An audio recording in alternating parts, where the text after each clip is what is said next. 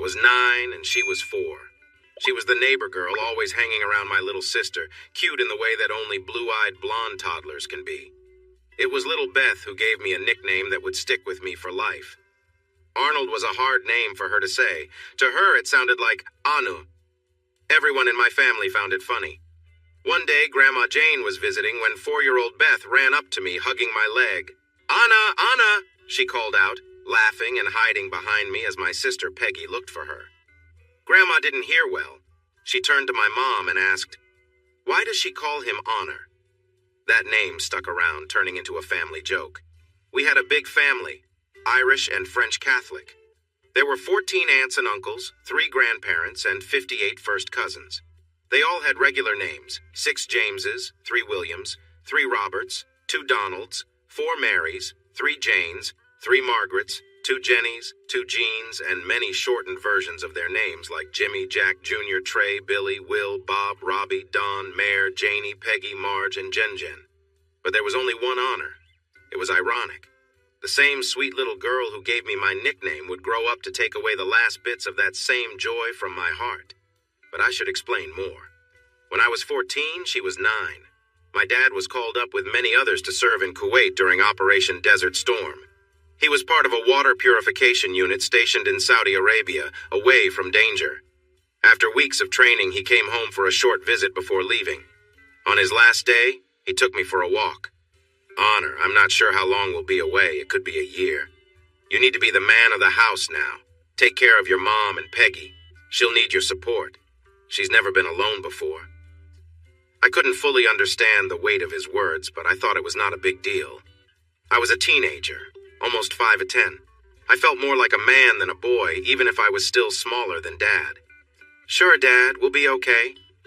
Your mom will move back to Bettendon so she can be with family. You'll stay in the old cabin." I was surprised. I was just about to start high school. Leave? My friends, my school, my team, how could I? But I had no choice. The decision was made. At the airport, when Dad was leaving, I was still angry and didn't hide it. He pulled me aside. "I know this is hard.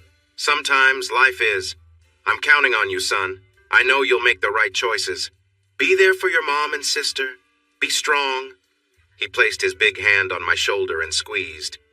"I'll be back soon." For Peggy, it was an adventure. For Mom, it was a chance to reconnect with family. For me, it was a difficult time. I loved the small town where most of our family had lived for many years. The rural setting, the open air, and the closeness of everyone felt comforting. But I was being pulled away from the future I imagined for myself. "It's just a year," I reminded myself. For Beth, it felt like the end of everything. She was heartbroken, often crying, and always nearby. It was clear she had strong feelings for me. I used to find this sweet, but now it only felt sad. When it was time to leave in our packed family van, it took me a while to gently pry her arms off me. I lifted her up and hugged her tightly. She wrapped her thin arms around my neck, holding on as if she couldn't let go. She kissed me on the cheek, tears in her eyes. "Please come back, Honor," she pleaded. "I will, BB. I promise. We'll all be back soon." Dad was right. He returned faster than we expected. Just 6 days after we had arrived in Dhahran, tragedy struck. In 1 week, a missile hit their base. History tells us that many lost their lives during the Gulf War. For our side, the conflict seemed distant, almost without cost. But that doesn't matter if you are one of those who were lost or part of their families. We returned to Greensburg just to clear out our house and put it up for sale. We met with other families from Dad's unit. There were plenty of tears and a lot of sadness. Beth was caught in a whirlwind of feelings. She was happy we were back, but also heartbroken that it wasn't for good. Losing Dad was incredibly hard for me. Little Beth was the only thing that helped me deal with my sadness. She was just a kid, but whenever I felt down, she would find me, climb on my lap, and just be there with me. She was my anchor. I was 14, she was 9. I was forced to grow up quickly, and she lost her innocent view of the world. Leaving was painful. This time she didn't come to hug me or kiss me. She stood away, tears running down her face, looking at me with a mix of anger and hurt. She hugged my sister and Mom, but for me, she stayed 3 feet away, shaking and trying to catch her breath. I stepped closer, but she took a couple of quick steps back. "Goodbye, Honor," were her last words before she turned and ran, her legs moving fast and her hair flowing behind her. Goodbye, BB. I was 19, and she was 14. I had good grades and test scores that would let me get into many colleges. Carnegie Mellon was one of the best, and I could receive almost all of my education covered by scholarships and grants, with only a little bit in loans. The scholarship from the local VFW really made a difference. I was heading back home. After high school, I took a year off to work for my uncles, saving money for my family. Mom worked too. The pay wasn't high, but together with the money from Dad's passing, we managed to get by. In a small town like Bedenton, finding a job was tough. A lot of people traveled over an hour to work in the nearby city. It had been 5 years since I thought about Beth. For the first couple of years, I kept to myself. I spent most of my time in my room reading books and playing sad songs on my dad's old guitar. I would call some friends and talk with BB about school, but without seeing each other, our connection started to fade. Eventually, the calls happened less often, and I moved on. I built a new life with cousins my age who felt like siblings, along with good friends from school and baseball. I even had 3 girlfriends. The latest one, Annie Marshall, taught me a lot during our time together. I was sad to leave her behind, but college was coming up. As I drove to Pittsburgh, I thought about the lanky 9-year-old who had a big crush on me. I promised myself I would look her up. But that was easier said than done. Living on campus meant I didn't have a car. I had to grow up quickly, taking my education very seriously. I felt responsible to do my best for myself and my family. I might have seemed too serious to some, but I did manage to make a few close friends, or so I thought. I was speeding ahead of where I wanted to be. Ben let me borrow his car for the weekend, as long as I filled up the tank. It was about a 30-minute drive to my old neighborhood. I felt nervous as I walked up to the door and rang the bell on that Saturday morning. It was funny how some moments stay in your mind. She opened the door and I recognized her instantly. 5 years had changed a lot. She was pretty, taller now, with her long hair and those bright, captivating eyes. "Honor?" she asked, a bit unsure, looking up at me. I had changed too, growing taller and stronger. I stood at 6 2 inches and weighed 210 pounds. People said I looked just like my dad, and my height balanced out my build. Without hesitation, she jumped into my arms, wrapping around me tightly. "Honor!" she exclaimed, her happy face lighting up with joy and slight tears in her eyes. I laughed and hugged her back. "Miss me, BB?" I teased. I walked into the house I remembered so well, with Beth holding on to me like a little monkey. Her mom was in the kitchen and looked up in surprise. "A little help, Mrs. D?" I asked playfully. She laughed and rushed around the counter, hugging me tightly. "You're back?" she exclaimed. She helped me gently loosen Beth's grip, her hands touching my arms and shoulders as if checking I was really there. "I'm going to school in Pittsburgh," I told her. I shared that I went to Carnegie Mellon. We enjoyed a good lunch together. I updated them on family news and they did the same. I was glad I came when I did because they were planning to move soon. I was surprised to learn they were just changing neighborhoods for a better school for Beth and to be closer to Mr. D's job. If I had waited another month to visit, I might not have seen Beth again. If only. I spent the whole weekend with them. Beth and I revisited familiar places, and it felt normal to walk together. She was 14, growing up fast and already very pretty. I felt proud being by her side, and I noticed people smiling at us as we walked. I didn't have much money, but I spent a lot that weekend. I stayed in the guest room, and I wasn't too surprised when she came into my room late at night. We just talked. I was 19 and she was 14. I cared for her and told her how much I had missed her. We shared a sweet kiss, as if it were our last moment together. I noticed how she was growing into a young woman, but I remembered she was still a kid. She was just starting high school and I was in college, so I kept my feelings in check as I held her close. We felt comfortable together. I loved Beth. I always had. I believed that one day she would be mine. I was 23 and she was 18. We spent weekends together at least once a month. The first 2 summers apart were tough for me after leaving her behind. My family wanted to know all about my life, and I told them everything. My relationship with my mom was special. We were very close. We shared dreams and thoughts. She often talked about her life with my father. I think she saw a lot of him in me. When we watched movies, she would sit close, and I would put my arm around her. We often kissed, sometimes more than friends, but less than romantic. It felt natural, not strange. I cared for my mom deeply, and we supported each other after losing Dad. There were nights when I would stay with her, offering comfort when she felt down. I saw that she was a kind woman, but she was also my mom. I would reassure her, reminding her how much I loved her and that I would always support her, keeping my promise to my father. I wanted to make him proud, and I always tried to do the right thing. It guided my actions. Peggy and I were also close, but our relationship was different from with Mom. We had the usual sibling dynamic, teasing, annoying each other, and sometimes arguing. We cared for each other even if we didn't say it often. That summer I stayed in Pittsburgh to take classes and work at an internship. I had a car and spent all my free time with Beth. We were a couple, more connected than any other pair I knew, even though we weren't romantic in the usual sense. I often sang for her, made silly songs, and played music just for her. She loved it. I can still picture her sitting at my feet, looking up at me with her big blue eyes, clearly showing her affection. If I picked up my dad's old guitar and didn't play a song for her at least once, she'd give me a disappointed look. I never needed her to ask. I understood, and I ended every little performance with my music telling her I cared. I took her to the senior prom, and she looked amazing, tall, beautiful, and captivating, the prettiest girl I knew. I went all out, renting a limo, taking her to a fancy dinner, and dancing with her and her friends. Later, we went to a hotel. It was our first special night together. I hadn't had many romantic encounters before, but none compared to my time with Beth. I was gentle as we explored each other, fascinated by our connection. We talked about our lives and dreams, sharing secrets and hopes. When we kissed, it felt right, and we moved closer together.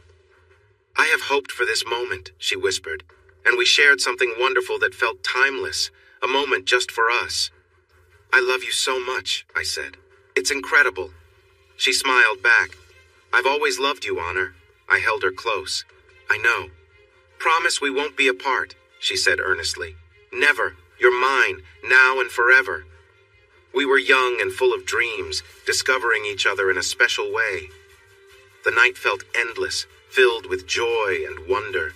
It was clear to me that we were meant to be together, two souls intertwined. The next day, I took her home just after noon. She had told her mother she wouldn't be back, and I felt a bit nervous, but it didn't matter. We were clearly a couple, and it was obvious what we had shared. The fact that we barely slept for 3 hours didn't help at all. I shifted uncomfortably in my seat as she went to her room to change, leaving me alone with her parents. Mrs. D felt sorry for me and sat next to me on the couch. She played with my hair gently. "Relax, Honor. This was bound to happen. You've been meant for each other since she was 4. I think everyone saw it, except you." I turned to her father. "Mr. D, I want to marry your daughter." I spoke quickly so no one could interrupt me. "I'll be graduating soon, and I have several job offers lined up.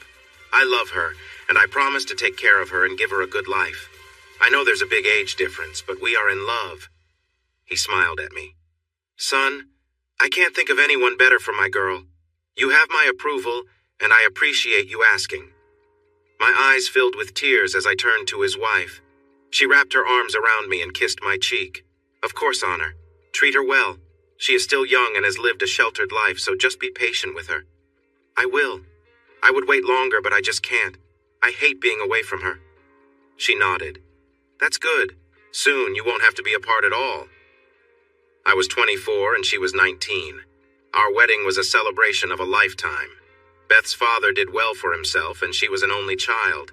I had a great job near New York City and was on a clear path to success. She was studying in the city. Although we didn't live together, we spent every weekend together. I still lived at home with my extended family, and she blended in seamlessly. My relatives adored her, and she felt the same. Her parents covered the wedding costs and didn't mind that we had over 200 guests from my side alone, most of whom were family. We held the wedding in our small hometown of Badenton, a place with fewer than 3,000 people not far from the New York state line in Connecticut. It seemed unusual to visitors, with a few families making up most of the community. There weren't many hotels, but we were family, so anyone with an extra room welcomed our guests. My mom let Beth's family stay at our home for the long weekend and moved in with her sister. We set up large tents, and Uncle Patrick, or Father Patrick as I should call him, came in from his diocese to marry us in front of family, friends, and God. Everyone kept telling us how good-looking we were together and how lucky I was. Beth always insisted she was the lucky one, gaining not just the best partner but a wonderful family. It was easy to see how much she was loved. She looked beautiful, captivating. I imagine any man would stop and stare when she was near. Some might feel a bit jealous of the attention she naturally received just by being the incredible person she was. Not me. I knew better. Without a doubt, Beth had eyes only for me. Her smile would brighten the room whenever I walked in. My cousin Fred would tease her a lot. When I first arrived in Bedenton, he would make fun of my accent. He could imitate me perfectly. After BB joined us, he became even more relentless. He would sneak into a room where Beth was and call out to her. She would turn around, beaming, until she saw who it was. Everyone found it amusing, except for Beth. Once she mentioned it to me, I made sure it stopped immediately. People often joked that she had the same effect on me. I never argued with that. She was mine now, and I would love her, care for her, and protect her. My family supported me. With them around, she felt safe and truly cherished. The party lasted 2 days. We postponed our honeymoon to Niagara Falls so we could celebrate with family and friends who had come to join us. Weddings are so busy. I remember little beyond our first dance, our vows, and that special night together. I recall getting on stage with the band to sing Beth for her. I was a bit dazed, but even so, I can still picture her sitting at the edge of the stage, my sister helping her adjust her gown, and BB looking at her with such fondness. I remember getting to our suite, helping her with her dress in a flurry of excitement. She laughed as she tried to manage all the fabric. In a light-hearted moment, Beth joked that Peggy, her maid of honor, needed to do a better job managing the dress. The laughter faded quickly as we shared sweet moments together. Beth looked beautiful, and I felt lucky to be with her, as she had chosen me to be her partner in front of everyone that day. It didn't take long for us to connect deeply. I'd been looking forward to this moment all night, and my excitement was overwhelming. I was proud to be with my new wife, who I considered the most wonderful woman in the world. We enjoyed our time together and savored the moments we created. We arrived late to the barbecue the next day because Beth needed to change her outfit twice. She loved bringing it up with a smile. I was 24 and she was 19. I felt like the luckiest man alive to have married my soulmate. Fast forward to when I was 28 and she was 23. 5 of us cheered loudly as she walked to the podium to accept her MBA. We had been there a year earlier when she graduated with her bachelor's degree, and I was so proud of her achievements. It was amusing to think that I hadn't fully realized how smart she was when we were growing up. She was just the little kid next door, not anymore. Beth had her own fans, her parents, Mom, Peggy, and her loving husband. We cheered loudly until our voices were sore. We had plans and were ready to make them happen. Finally. I found success in business. A big part of it was simply luck. I worked on systems for energy-efficient homes, and during one project I had a creative idea. It was new territory for me, so I asked a few family members to help. We tested our idea at my house, and by the end, I had 3 patents to my name. I gave 2 of them to the company I worked for, which led to promotions and bonuses beyond what I expected. With my family's full support, I decided to take a risk and start my own business. After almost 6 years at my old company, where I left on good terms, I moved on. They had greatly benefited from my work, and my new business, while in a similar area, was different enough that it didn't compete. In fact, it created more work for my former bosses, who were happy to send some projects my way. My name and reputation helped me greatly. Some customers might have thought Honor Energy was tough to work with because I wanted to cover every detail of each project before signing any contracts. However, the upside was that I always delivered what I promised. No budget issues, no delays, and quick support after the work was done. This earned me repeat customers and new clients from recommendations. I was good at business, but I was really an inventor, always looking for ways to improve things or solve old problems. My 3rd patent helped me close many deals, and my 4th opened new avenues. I hired my family because I trusted them completely, and their commitment ensured they worked hard and stayed loyal. I ignored the saying about not working with family. I thought I knew better. I was mistaken. She was 23 and I was 28. I hired my clever wife to handle the finances, which I didn't like. I employed 11 family and friends. My business was thriving and I had to work hard to manage its growth. I became the third largest employer in our small town, bringing in more outside money than any other two businesses combined. We didn't have a lot of cash because I reinvested my profits into the business. But I had something more valuable: the respect of my peers, the trust of my customers, the love of my family, and the best partner I could ever ask for. My life felt perfect and was only going to get better. Beth graduated, marking the end of a chapter in our life together. No more studying. We would work side by side to grow our business and, even more importantly, our family.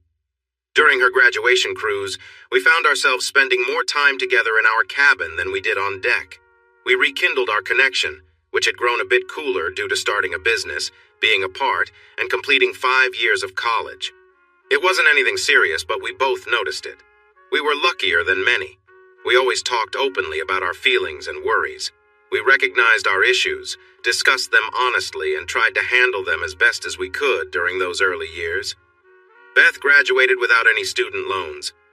I had been running my own business for over a year, and most of the toughest challenges were behind me. I no longer carried all the worry and risk alone. We were partners in life, love, and business. I was 28 and she was 23. 2 weeks after our second honeymoon, I found out I was going to be a father. I was 33 and she was 28. Our life seemed perfect. At least that's what I thought. My business had grown to over 50 employees, most of whom were family. We were respected in the community, bringing in money, visitors, and other business opportunities. Beth was fully part of my family, and our 2 young children, Marie Carol and William Billy Arnold, were happy and well-loved. Life was busy, as expected. After Marie was born, Beth cut back her working hours to care for her. After Billy arrived, she decided to stay home as a full-time mom. She was still involved in my work, offering support and inspiration, and helped manage our finances. The growth of the business kept me very busy. To be honest, I was overwhelmed. I needed to provide for not just myself, but also for half of my family. Since Beth was only working part-time, I took on many of her duties. I was traveling more, even going overseas sometimes to meet with our suppliers. I not only ran the business, but also devoted many hours to my inventions. I entrusted much of the daily operations to my cousin Fred, who had worked on my earlier projects with me. When I first moved here after my dad passed away, Cousin Fred was one of the close friends who helped me settle in. We had been best friends since I was 14. He was smart, hardworking, and reliable, even if he liked to joke around a lot. I knew I could count on him to make good decisions for the business, and he played a big role in hiring since he knew everyone so well. Beth and I lived comfortably, but not extravagantly. Her car was a bit nicer than most, while I drove a 5-year-old Ford F-250. Our house was custom built on the edge of town with many great features, but it wasn't a mansion. It was a little over 3,500 square feet with a 3-car garage and a nice yard. There were no tennis courts or swimming pools, just a lovely home on a scenic lot. We could have lived in a nicer place, but we were happy living simply, surrounded by family and friends. Life was good. Our marriage was strong, and although work and our young children kept us busy, we shared a special bond. We didn't have time every day, but we found moments together 3 to 4 times a week. Beth looked more beautiful than ever, and whenever we were alone, my feelings for her grew stronger. On a Thursday night, just 3 days before my business trip to China, we had put the kids to bed. She came into my study wearing something new from her recent shopping trip. Leaning against the door frame, she asked, "Will you be long, dear?" I closed my laptop. The work could wait. I smiled and walked towards her. She laughed and ran towards our bedroom, and I followed her eagerly. I caught up with her and playfully pulled her onto the bed. We laughed together as I teased her, feeling happy and close to her. The mood shifted, and soon we were caught up in each other. Before long, it was hard to resist our feelings for each other. We spent time together, sharing whispers and laughter. After a while, we took a moment to gather ourselves, and I wrapped my arms around her, feeling the warmth between us. When we finally relaxed into each other, it was as if nothing else mattered. We were lost in our connection, enjoying every moment until the world outside faded away. After a while, we decided to change things up, and she playfully shifted positions, bringing more excitement into the room. We lost ourselves in joy and laughter, completely enjoying our time together. I held her close, feeling her weight on my chest as she caught her breath. She breathed heavily, and I gently touched her arms, glad that her outfit was still okay after our time together. "That was amazing," she whispered, her lips brushing against my shoulder. "You always amaze me," I replied. She looked into my eyes, serious for a moment.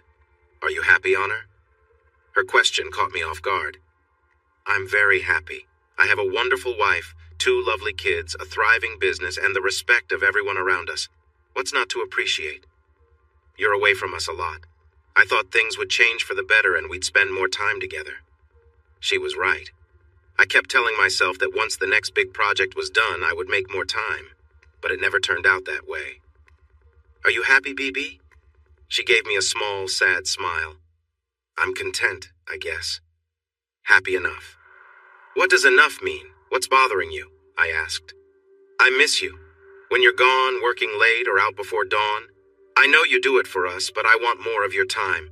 We haven't had a moment just for us in ages. We haven't gone on a vacation in 2 years. I hugged her tightly. "I'm sorry, you're right. I'll do what I can to make time for us." "Can't someone else go to China? Why is it always you?" "I wish someone else could go. Last time someone else handled it, things didn't go well." "Make Fred go. Isn't that part of his job? He can finally earn that big paycheck he talks about." "Fred keeps everything running. He is busy managing the day-to-day operations, and I don't think this is something he could handle alone." She looked annoyed. "Why does it always have to be you? You make the big choices. You bring in the clients. You keep everyone satisfied. If no one here can take the job, find someone who can." I turned her gently and kissed her softly. "I'm so sorry, BB. Your happiness means everything to me. You know that, right?" "In my heart, yes. But sometimes my head doubts. When I see other husbands coming home for dinner while I wait for you, I wonder. When I'm alone with our kids in the house, I wonder. At parties when you're not there because of work, I wonder." I covered her face with kisses, playfully tickling her until she laughed. "You don't need to wonder. You mean everything to me." "Promise?" she asked, her eyes wide. "I've been yours since we were young. You know that." She laughed softly, playfully teasing me. "Everyone knows." With her warm body close to mine, I felt a spark of energy. I shifted slightly closer. "Just give me a little more time. Things will change. I have several projects to wrap up. Let me finish this trip, finalize these last few deals, and then we can take a 2-week getaway anywhere you want. Just you and me." "You're trying to sweet-talk me," she said with a smile as she leaned back. "I am. I want this as much as you do. I care about this town and my family too much. They need to be independent. I can't support everyone. I promise to cut back. It's already in the plan." She reached over and drew me closer. "Show me love, Honor." I embraced her, moving gently, holding her close, making sure she knew she was my focus. I felt confident making those promises because they were real. I had 2 new inventions in progress. Our most important one would be expiring in 3 years. I was in talks with a major company to sell it for a good amount of money. One of my new inventions would do a better job and give us another 7 years of protection. I had spent the last couple of years training Fred to take over the business side gradually. It was a slow process, but I would always support him. I was meeting with the VP of Business Development from my old company. There had been a new leader, and he was exploring his options. He would join me on this trip for what felt like an extended interview while getting to know our 2 key suppliers. The company involved in the patent deal was also sending a team for their own review. This was a trip meant only for me, but that was about to change. I was starting to let go a bit, spending more time doing what I loved and less on business matters. Most importantly, I could work more from home and have a balanced schedule. I wanted to spend quality time with my family, my children, and the love of my life. The trip went well. It was tiring, but very productive. The VP needed 4 weeks to finish things up where he was and wanted a few extra weeks to be with his family. I shared all the details and what we could offer. He would receive some stocks if he stayed with us for at least 5 years. I told him to discuss it with his wife and gave him a week to decide. I joked that I didn't want to rush him. I wasn't considering other candidates for the role. It was a big choice, and he needed to ensure his family was on board. The patent transfer was nearly complete. I was told they would have a final meeting to finalize the deal on the Thursday after they returned. I was getting ready to sign the papers on Friday, or at the latest, the following Monday. While we were in China, I found out that my most important patent had been approved. This meant my company's future was secure for at least 7 years. Everything was going well for me. When I got back, Beth treated me like royalty, just like she always did after a trip. On Tuesday, she even sent the kids to stay with my mom for the night so we could enjoy some time together. I really wanted to tell her everything that was happening, but I decided to wait until the patent was officially transferred and Gil had accepted the job. She could tell I had something on my mind and was eager to know what it was. Beth playfully teased me, wanting me to share my news. We were in the living room and she was close, making it hard to concentrate. "Come on, I know you have something to say," she encouraged. I tried to steer the conversation. "Remember our last talk about finding more time for the family?" She smiled, clearly interested, then asked, "So, what's the news?" I replied, "Things are coming together, but nothing is final yet. Just give me another week and I promise I'll tell you everything." She grinned, teasing me as she leaned closer. "Maybe I'll wait a week to get the full story then." "Will you trust me?" I asked. "Always," she replied with a smile. "Just 1 week," I assured her. Beth's birthday was coming up on Monday. While I was away, I had arranged for a surprise party with the help of the family. I had a feeling she thought my secret might be related to her birthday, so she was patient. The birthday party on Saturday went really well, though I doubt she was genuinely surprised.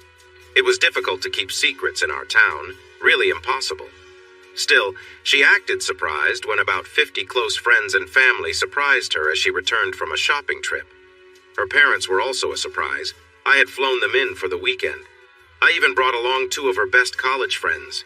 She thanked me over and over that night, and the next morning, so much that I thought I might go a little crazy. She spent Sunday morning with her family and friends. I took her parents to the airport where they showed great appreciation for the visit. Meanwhile, Beth spent the afternoon catching up with her girlfriends while I took a couple of hours to get some work done, hoping to find a better balance between work and family. I was 33, and she was 29. My world came crashing down. On Monday, I went to the city to finalize an important business deal. There were 3 agreements to sign, but one was the most significant.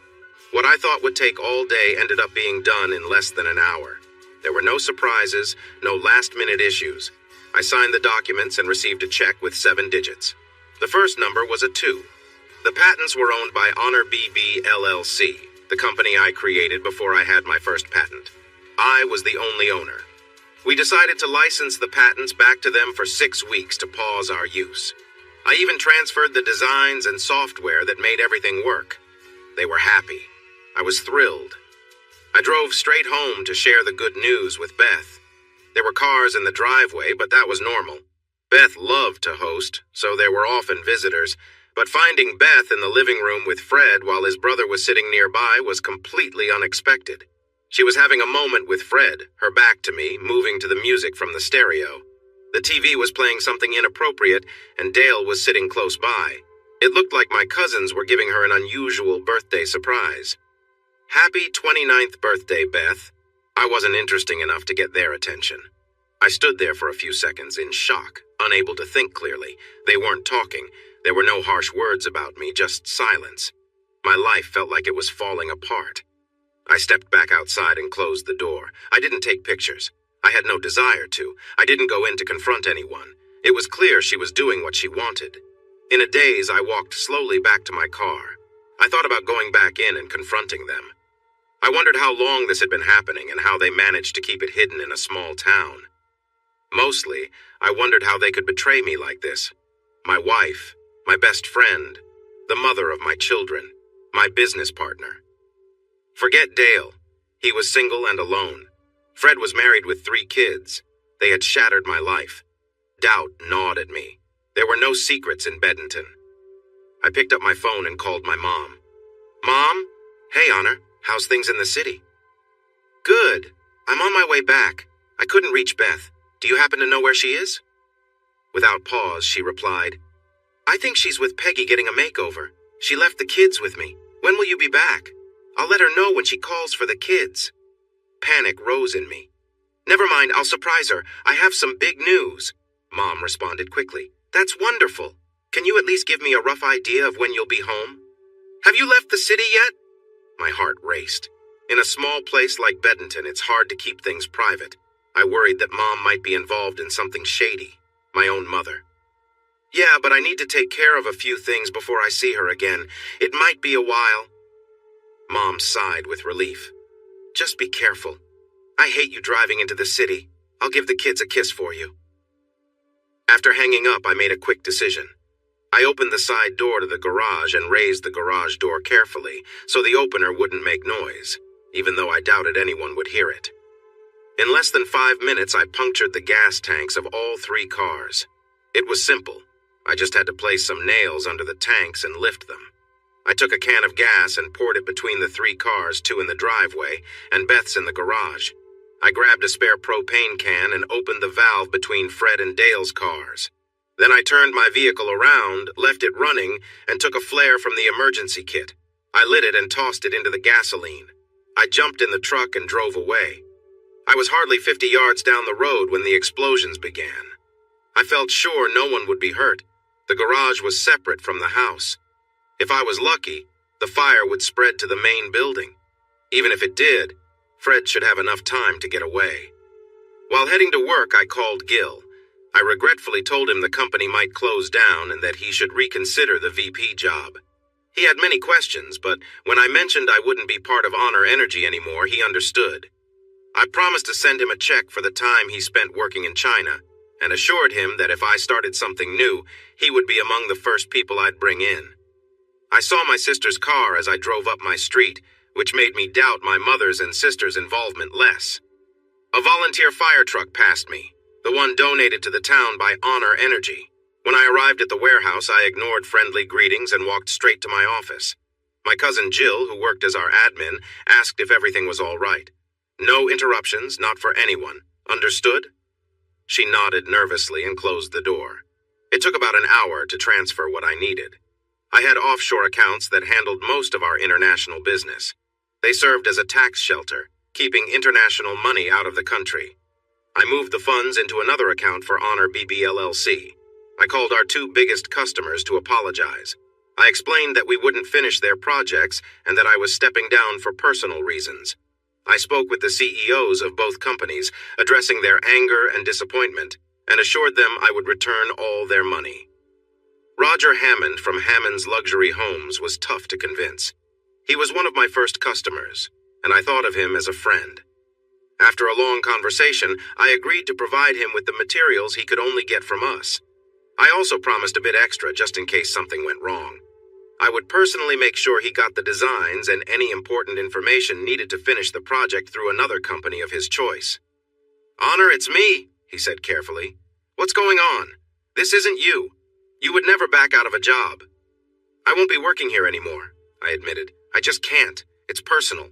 "Personal issues don't matter," he replied sharply. "You're the best at what you do. You can't let some small problem ruin your work." I chuckled softly. "Small problem? My right-hand man is involved with my wife." "No way, Beth. She looks up to you. Someone must be lying. You need to find out the truth." "Maybe you're right. Why should I trust what I saw? I only walked in on her with him in my living room while his brother waited outside. My mother and sister aren't around to help her out, making excuses. What was I thinking? I should check again." He paused for a moment. "I'm sorry, Honor. I can't believe it either. If you need anything, please call me. I mean it. You can talk to me anytime." "Thanks, Roger. I appreciate it. You're a great customer and an even better friend. Sorry to burden you." "Forget that. Your life comes first. Do what you need to do. Make sure you call me soon. Visit if you can." I felt emotional. This man was offering support, while my mother, sister, wife, and best friend were letting me down. "I will. I need to go now. There's a lot to do before the sheriff arrives." I began to worry about why I hadn't heard from Uncle Luke, my dad's brother. He was quiet again. "I understand. Good luck, and I'm really sorry you're facing this. Call me when you can." I contacted the company lawyer, and after some effort, I reached the main attorney. I explained what I needed and turned down all his questions. He was hesitant at first, but eventually agreed. I pushed for a quick turnaround, telling him I needed everything by the end of the next day, and I would pay an extra $10,000 if it was ready on time. He promised me they would find a solution. What I was asking for was quite clear. I had finished my tasks, and unexpectedly, no one had called my phone. I stepped out of my office, and Jill quickly ended her call, looking guilty. "No calls for me?" I asked. She shook her head. "No, sir." "All right. Tomorrow at 11 a.m., I want a company-wide meeting in the warehouse. Everyone must be there, no matter their shift or what they're doing. Anyone who does not attend will lose their job. Please arrange it." She looked shocked, but nodded in response. I got into my car, turned off my phone, and drove out of town. I bought some new clothes and personal items, checked into a nice hotel, ordered room service, and thought about what I would do next in my life. I woke early after a restless night of dreams where my wife was unfaithful with people I knew. My mother and sister were also in my dreams. They were at the factory, and Beth was part of the assembly line where men came by often. During her break, my mom took her place. I felt sick and couldn't eat, but I managed to finish a few more tasks, which made me feel slightly better. I arrived at the office a bit late, riding my new motorcycle. I guess it was an early midlife crisis. I felt like the money I spent was worth it, and it was time I treated myself. Fred was waiting at the entrance along with my mom. I parked my motorcycle on the sidewalk and took off my helmet. I could see surprise on both their faces. My mom stepped toward me, but I raised my hand. "Not now. We'll talk later." She stopped with her mouth open in shock. Fred walked beside me. "Don't say a word, Fred. Don't do anything hasty on her," he tried to warn me. I turned and punched him, catching him off guard and making him step back. I said, "No words, Fred." I walked into the warehouse, ignoring the greetings, and stepped onto the platform. The room fell silent. There was a microphone set up, but I didn't need it. About 50 people were present. I recognized everyone in the crowd. I had interviewed and hired each one. After a moment, I turned to Jill. "Aaron and Misty are let go. They will get 2 weeks' pay, plus 1 week for each year." Jill looked shocked, but nodded slowly. "Is there anyone here who is unsure why I called this meeting after last night?" I asked loudly. Some people murmured, and about 10 raised their hands. I pointed to the side. "If you would step over there, I'll make sure you're informed after this." I gestured to my assistant to take care of them. It took a moment for them to move. "Great. I have a simple question for all of you. I expect complete honesty. I think I deserve better. I've always tried to treat everyone here with respect, like friends." A few people murmured and nodded in agreement. "Who suspected or knew what was happening with my wife?" My Uncle Jack stepped up. He was one of my first hires and managed the floor.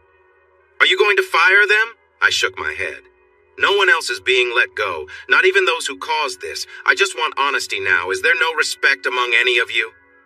Uncle Jack moved closer. "I believe most people had some idea, but nothing clear. No one wanted to hurt you. We were hopeful she would change her ways. We didn't want to damage your marriage. Why don't we talk about this one-on-none?" I turned away from him. "I'll ask one more time. Who suspected or knew what was happening?" Almost everyone eventually raised their hands. It started slowly, including Uncle Jack, but soon nearly everyone had their hands up. Jill and Annie Lane were among them, but few could meet my eyes. "Thank you for being honest. I wish it were different. If someone had informed me privately, maybe we could have resolved this. But I can't work with people I see as disloyal or untrustworthy." Uncle Jack appeared to take charge. He was always kind to me, so his betrayal hurt deeply. "You promised no one would be fired," he said firmly. "I did. As you all know, or I hope you do, I keep my promises. I'm stepping down. My wife now owns the business. You have enough funds to keep things running for at least 4 months, maybe 6 if you manage properly. Fred is now in charge. I wish you success." The room filled with noise, becoming louder. I had made my point. That was supposed to be the end, to walk away with dignity. But I couldn't. Forget what I just said. I've never lied to you, and I won't start now. I am angry with all of you. If even one person had done the right thing and stood by me instead of betraying me, things would be different.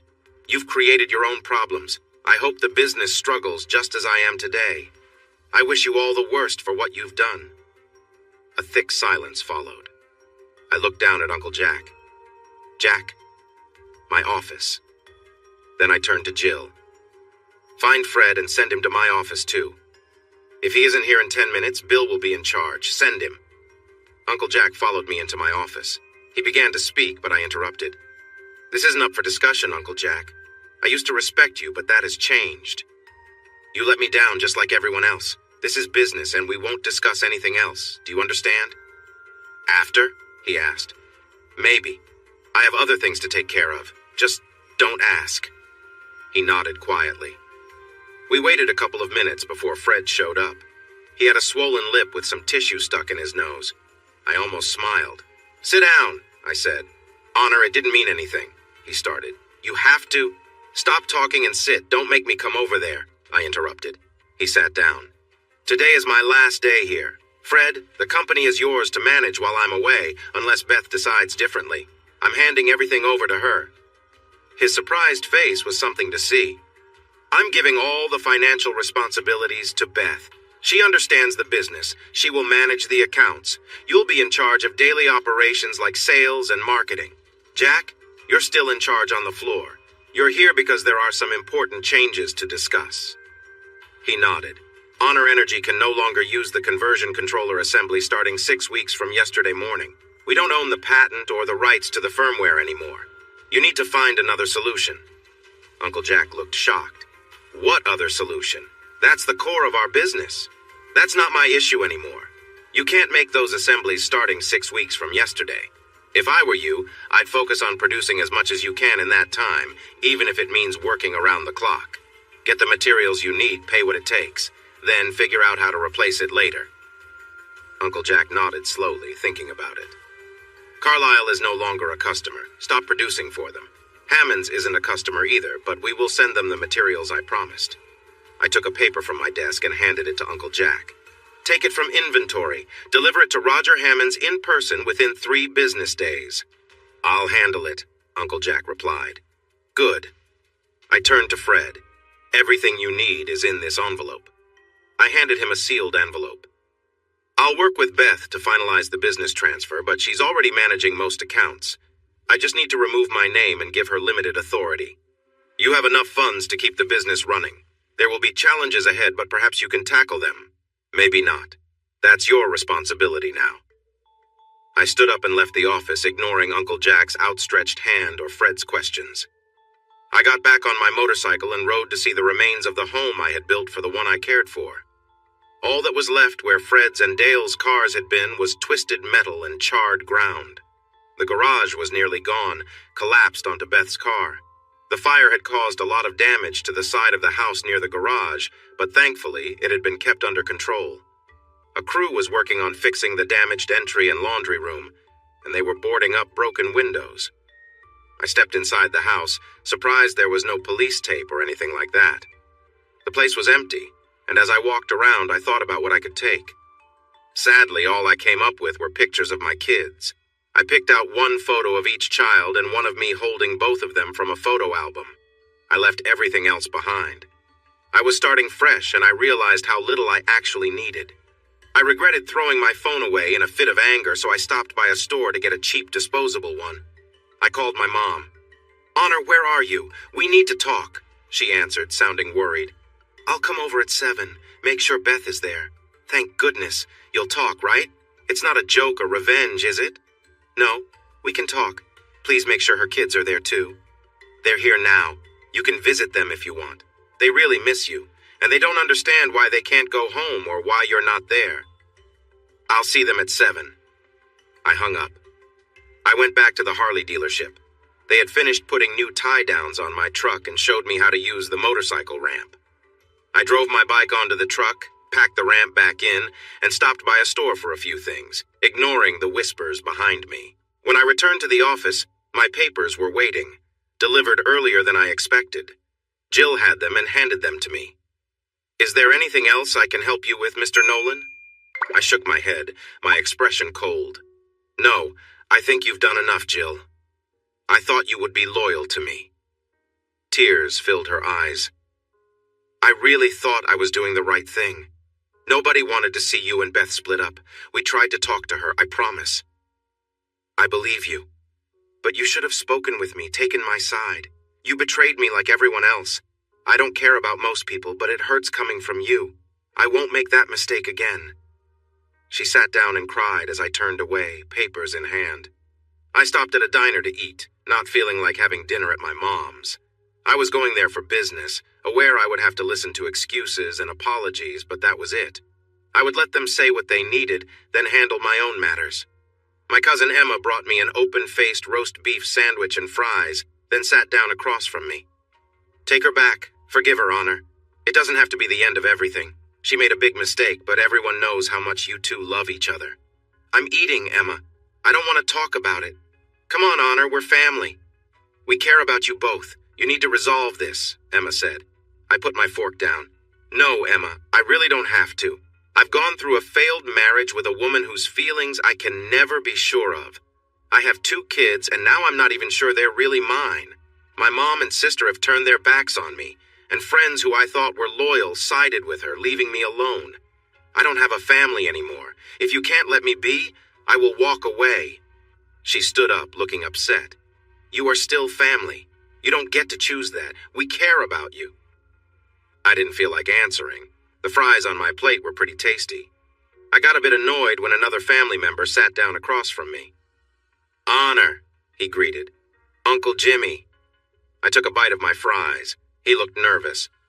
"I don't mean to meddle. I just wanted to say I'm sorry. Sorry I didn't tell you what I knew." I raised an eyebrow. "What did you know?" He shrugged. "She was acting inappropriately for a while, flirting with Fred more than was right, especially at parties. He was all over her, and she didn't stop him. When you went on that trip to the West Coast, there were rumors that she spent a lot of time with him at your place. It was just gossip, but it seemed serious, and I should have said something then." He took a deep breath. "I can't believe I didn't say anything. During your trip to China, things were even worse. He missed work frequently, and they went out for dinner a couple of times. People noticed them holding hands, too. Jean asked me what was happening, and I shared my worries. She yelled at me about it. You know she doesn't see things the same way as everyone else around here." He looked at me, tears brimming in his eyes. "I feel so embarrassed, Honor. I really do. Embarrassed for the whole town. You helped me when I needed it, better than anyone else did. You hired me and promoted me twice, even though I don't have much education." I nodded. "You've earned those promotions, Uncle Jimmy. You're smarter than many of those with degrees, and you're reliable. I've never had a problem with your work." He shook his head. "I understand the difference, Honor. No issues with my work, but I let you down as a person. I'm sorry." He covered his face with his hands and said, "You're helping my kid through college. You do so much for kids like him, and yet no one told you what was happening. How can I face my son and say he can't continue his schooling because I, like everyone else here, didn't do the right thing?" "Don't tell Stephen anything. He hasn't done anything wrong. His scholarship is still good, fully funded from the beginning. He can finish his degree. I believe he will be a great engineer." Uncle Jimmy wiped his eyes. Well, that's all I wanted to say. You do what you feel is right. Forget the rest. I'm sorry I didn't act as I should have, and I will always regret it. You deserve so much more." "Thank you," I replied sincerely. He stood up, pausing briefly. "Honor, I've known you a long time. I've never heard you tell a lie, not even a small one. I heard what you said to Emma. Don't start lying now, even to yourself. You know that woman loves you, always has and always will. Whatever's happening now, it's not because she doesn't care." I shot him an angry look. "Is that all?" He nodded. "I'm sorry for interrupting your dinner. I hope one day you can forgive me. I truly hope that before that, you'll find a way to forgive her, for your own peace." Somehow the fries on my plate weren't appealing anymore. It was hard to step out of the truck and walk to the front door. In some ways, Mom had hurt me even more than Beth. We had always been so close. We could talk about anything. But she had betrayed me by supporting my unfaithful wife. What happened to family loyalty? I didn't know how to forgive that. I wasn't sure I could or that I wanted to. I rang the doorbell and waited. After a moment, Mom opened the door. "Why did you ring the bell?" she asked. "I wanted to come in and talk," I said, hoping she'd invite me in. She looked at me sadly. "You're always welcome here. This is your home too." "Not anymore. Not after this." She looked hurt. Are you coming in? Or will you stand there all day? I turned to leave. We can talk another time. Mom ran after me, grabbing my arm. No, we need to talk now. I pulled my arm away. Mom, you no longer have the right to tell me what to do. You need to understand that. When you can be respectful, we can talk. Why are you acting this way, Honor? This isn't like you. You're better than this. I'm not pretending. I'm tired of her, you, and everyone else in this town. I just want to wrap things up and move on, away from this place. I walked toward my truck, but she stepped in front of me. What about your children? Don't you want to see them? Of course I do. I will. But if you or anyone tries to keep them from me, I will do whatever it takes to get them back. She looked at me in shock. Why are you so upset? Why am I upset? I was ready to explode. My wife has been unfaithful, my best friend is involved, and my mother is protecting her. Everyone around me knew and is supporting her. Why wouldn't I be angry? Calm down. You don't want your children to see you like this. There's more to this than you realize. Please come in. We need to talk. You have to give her a chance. I don't have to do anything. I turned around and walked back to the house. I'll listen. Then you will. I'll spend time with the kids. That's all. She walked beside me. Please try to stay calm. No shouting. Beth is having a hard time. The kids are upset. Let's not make things worse. I laughed a little. Sure, it's hard to make it worse, isn't it? As soon as I got inside, little Marie ran up to me. I lifted her up and hugged her tightly. Billy was walking unsteadily toward us, still figuring out how to walk. I picked him up in my other arm, holding both of my children. At least I hoped they were mine. Daddy! Marie squealed. Mommy's sad! You have to fix it. That had been my role for as long as Marie could remember. If anything went wrong, Daddy would fix it. I wasn't sure I could fix this one, or even if I wanted to. I felt like disappearing if it wasn't for the two kids I was holding. I'll see what I can do, sweetheart. She kissed me on the cheek. When can we go home? Soon. Daddy has a few things to do first, but you, Billy, and Mommy can go home soon. You too, Daddy. You too.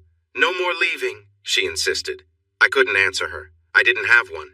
She wouldn't understand. I sure didn't. I set them down and noticed Beth standing nervously nearby. As the kids played on the floor, she walked over to me, but I raised my hand to stop her. You wanted to talk. I'll listen. That's all. She nodded, and my mother spoke up.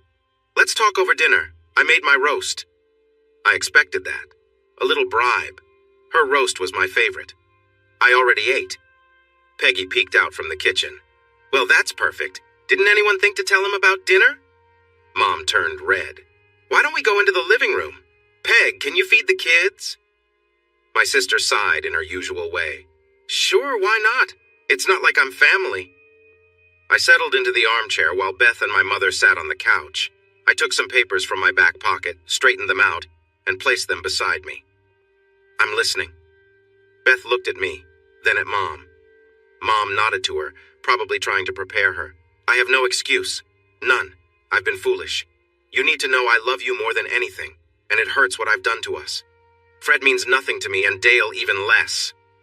I stayed quiet, waiting to hear what she had to say, even though she claimed she had no excuses.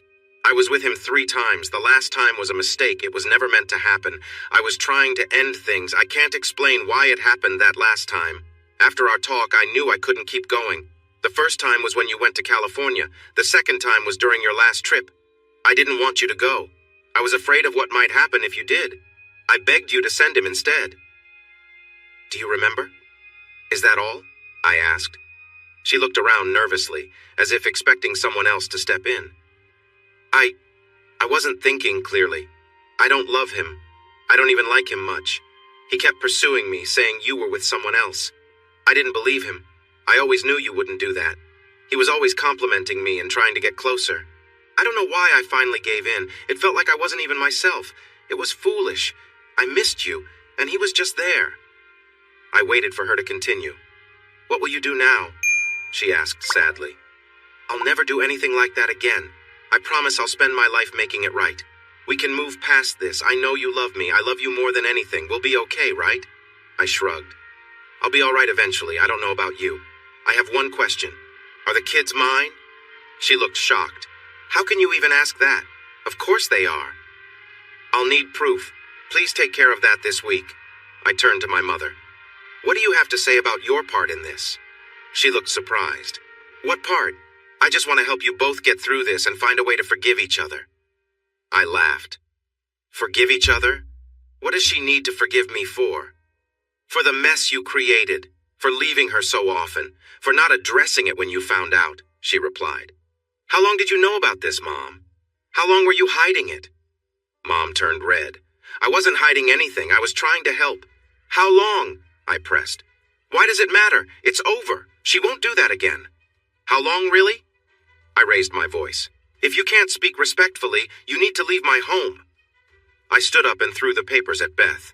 Sign these. Don't change anything. I'll call you with details on where to drop them off. I faced my mother. I can't stand what you've done to us. It's worse than what she did. You betrayed me, your own son. I don't think I can ever forgive you. Dad asked me to care for you so you will continue to receive financial help. But other than that, I don't want any contact with you. I turned to leave. Mom yelled, Don't walk away. We still need to talk.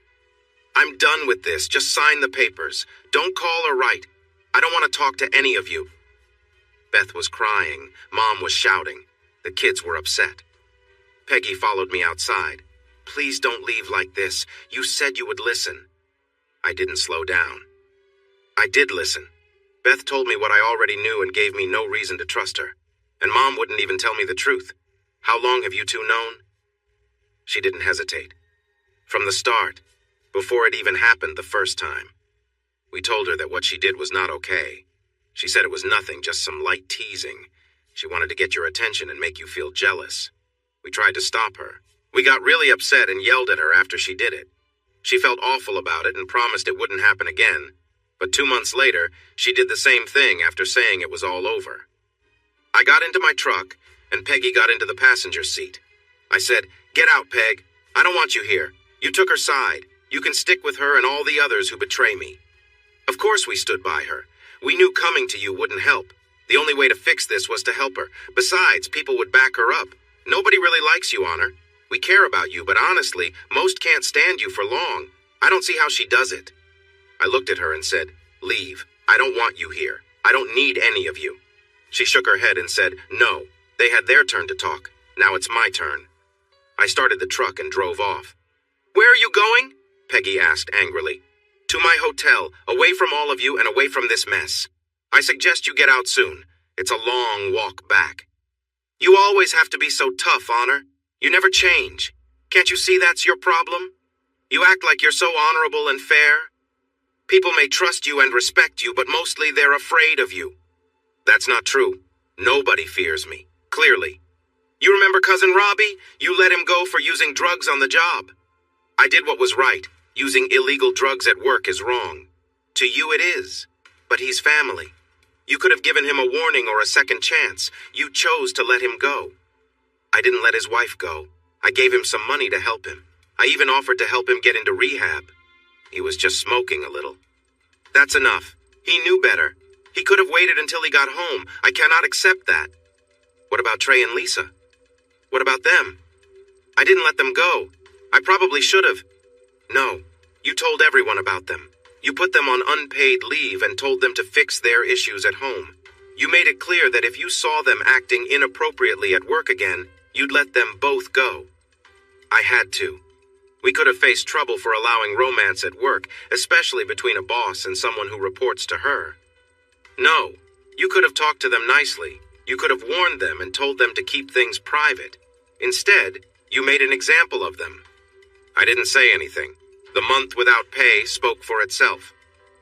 They shouldn't have been involved in the first place, especially not at work. I even made it up to them by giving them a little extra in their holiday bonus. I guess you always side with those who act badly now. First them, and now her. You're right, of course. You're always right, Honor. They broke the rules. They had to face the consequences. You couldn't treat them like family or try to help them. You ended one marriage and created a huge mess. I didn't cause anything. I didn't do anything wrong. They did, and they got caught. There are always consequences. Of course there are. With you, there always are. Are you surprised that no one told you about your wife? No one wants to take your side. They're scared. We all have our mistakes, everyone but perfect Honor. We all care about Beth. She's more family than you are. She listens, she helps, she's always there. You have your business and nothing else. I guess that won't be a problem anymore then, will it? She looked at me. What does that mean? You must have heard. I don't have the business anymore. It's hers now. Hers and Fred's and the rest of you. I quit. She owns it. Fred can run it. Let them figure out how to keep it going. Let them manage this family and everyone else in this town. I'm done. It's fine if nobody likes me. I don't like them. Her voice shook as she turned to face me. What did you do, Honor? I told you. I quit. I'm finished. I don't need this anymore. I didn't love the job. I did it for all of you. For her. For family and this town. I gave people good jobs. Better than many in the industry with great benefits. Who else provides full family health care at no cost? I helped their kids go to college. I supported them when they needed it. I brought in a lot of money for this town and they turned against me. All of them. Well, forget them. And forget you. I'm done. You can't do that. What are you going to do now? Who will keep things running? Fred can't. You can't just walk away. I can and I did. Everyone says I let work get in the way of my marriage like I wanted that. Well, not anymore. No job, no family. It's much easier this way. This is foolish. You love the business and you love Beth. You can't just leave them. I never loved the business. I love creating. I did everything else because someone had to, and no one else did it well. I did love Beth. That's in the past. Now I feel anger about what she did and how it affected us. I can leave. I am leaving. I know you're upset, Honor. I understand. You should take some time, think about things. Go on a trip or something. Clear your mind. You can't just ruin your company out of anger. You can't walk away from the one you love and 10 years of marriage over a mistake. I'm not ruining my company. It's still there. I just won't be letting it take over my life anymore. Let someone else take charge for a while. I don't have to be the tough guy anymore. I don't have to think about payroll or where the next job will come from. It's not my worry how to keep our business successful. I won't lose sleep, stressing over whether each project finishes on time or meets the quality we need. That's not my issue now. Let someone else handle it. My sister was quiet until I parked in front of the hotel. You're going to hurt all of us because of what she did, aren't you? It's not enough to punish her and Fred. You want to ruin everyone. I'm not doing anything. Besides, any one of you could have stopped this 2 months ago, even a week ago. But nobody seems to care enough about me. Not a single person. Why should I care about any of you? We're family, Honor. Your family. Not anymore. I opened the door. I'm going to my room now. I don't care what you do. You're not taking me home? Of course not. I told you that, and I keep my promises. Get a cab, walk, or call someone. I don't mind. You mean nothing to me now. You betrayed me like the others. You helped break my marriage just like the rest. We tried to save it, she insisted. Well, I hope you do a better job running the company than you did saving my marriage. I left her by the truck. I didn't feel great about it, but I didn't feel too bad either. She was 29, I was 33, I was on my own. My sister Peg was right about one thing. I did need to get away. I needed some space. I went for a drive. My first stop was Roger Hammond's. I spent most of a week with him, sorting out business matters and talking about my life and what had gone wrong. He told me I couldn't run away from my problems. I agreed.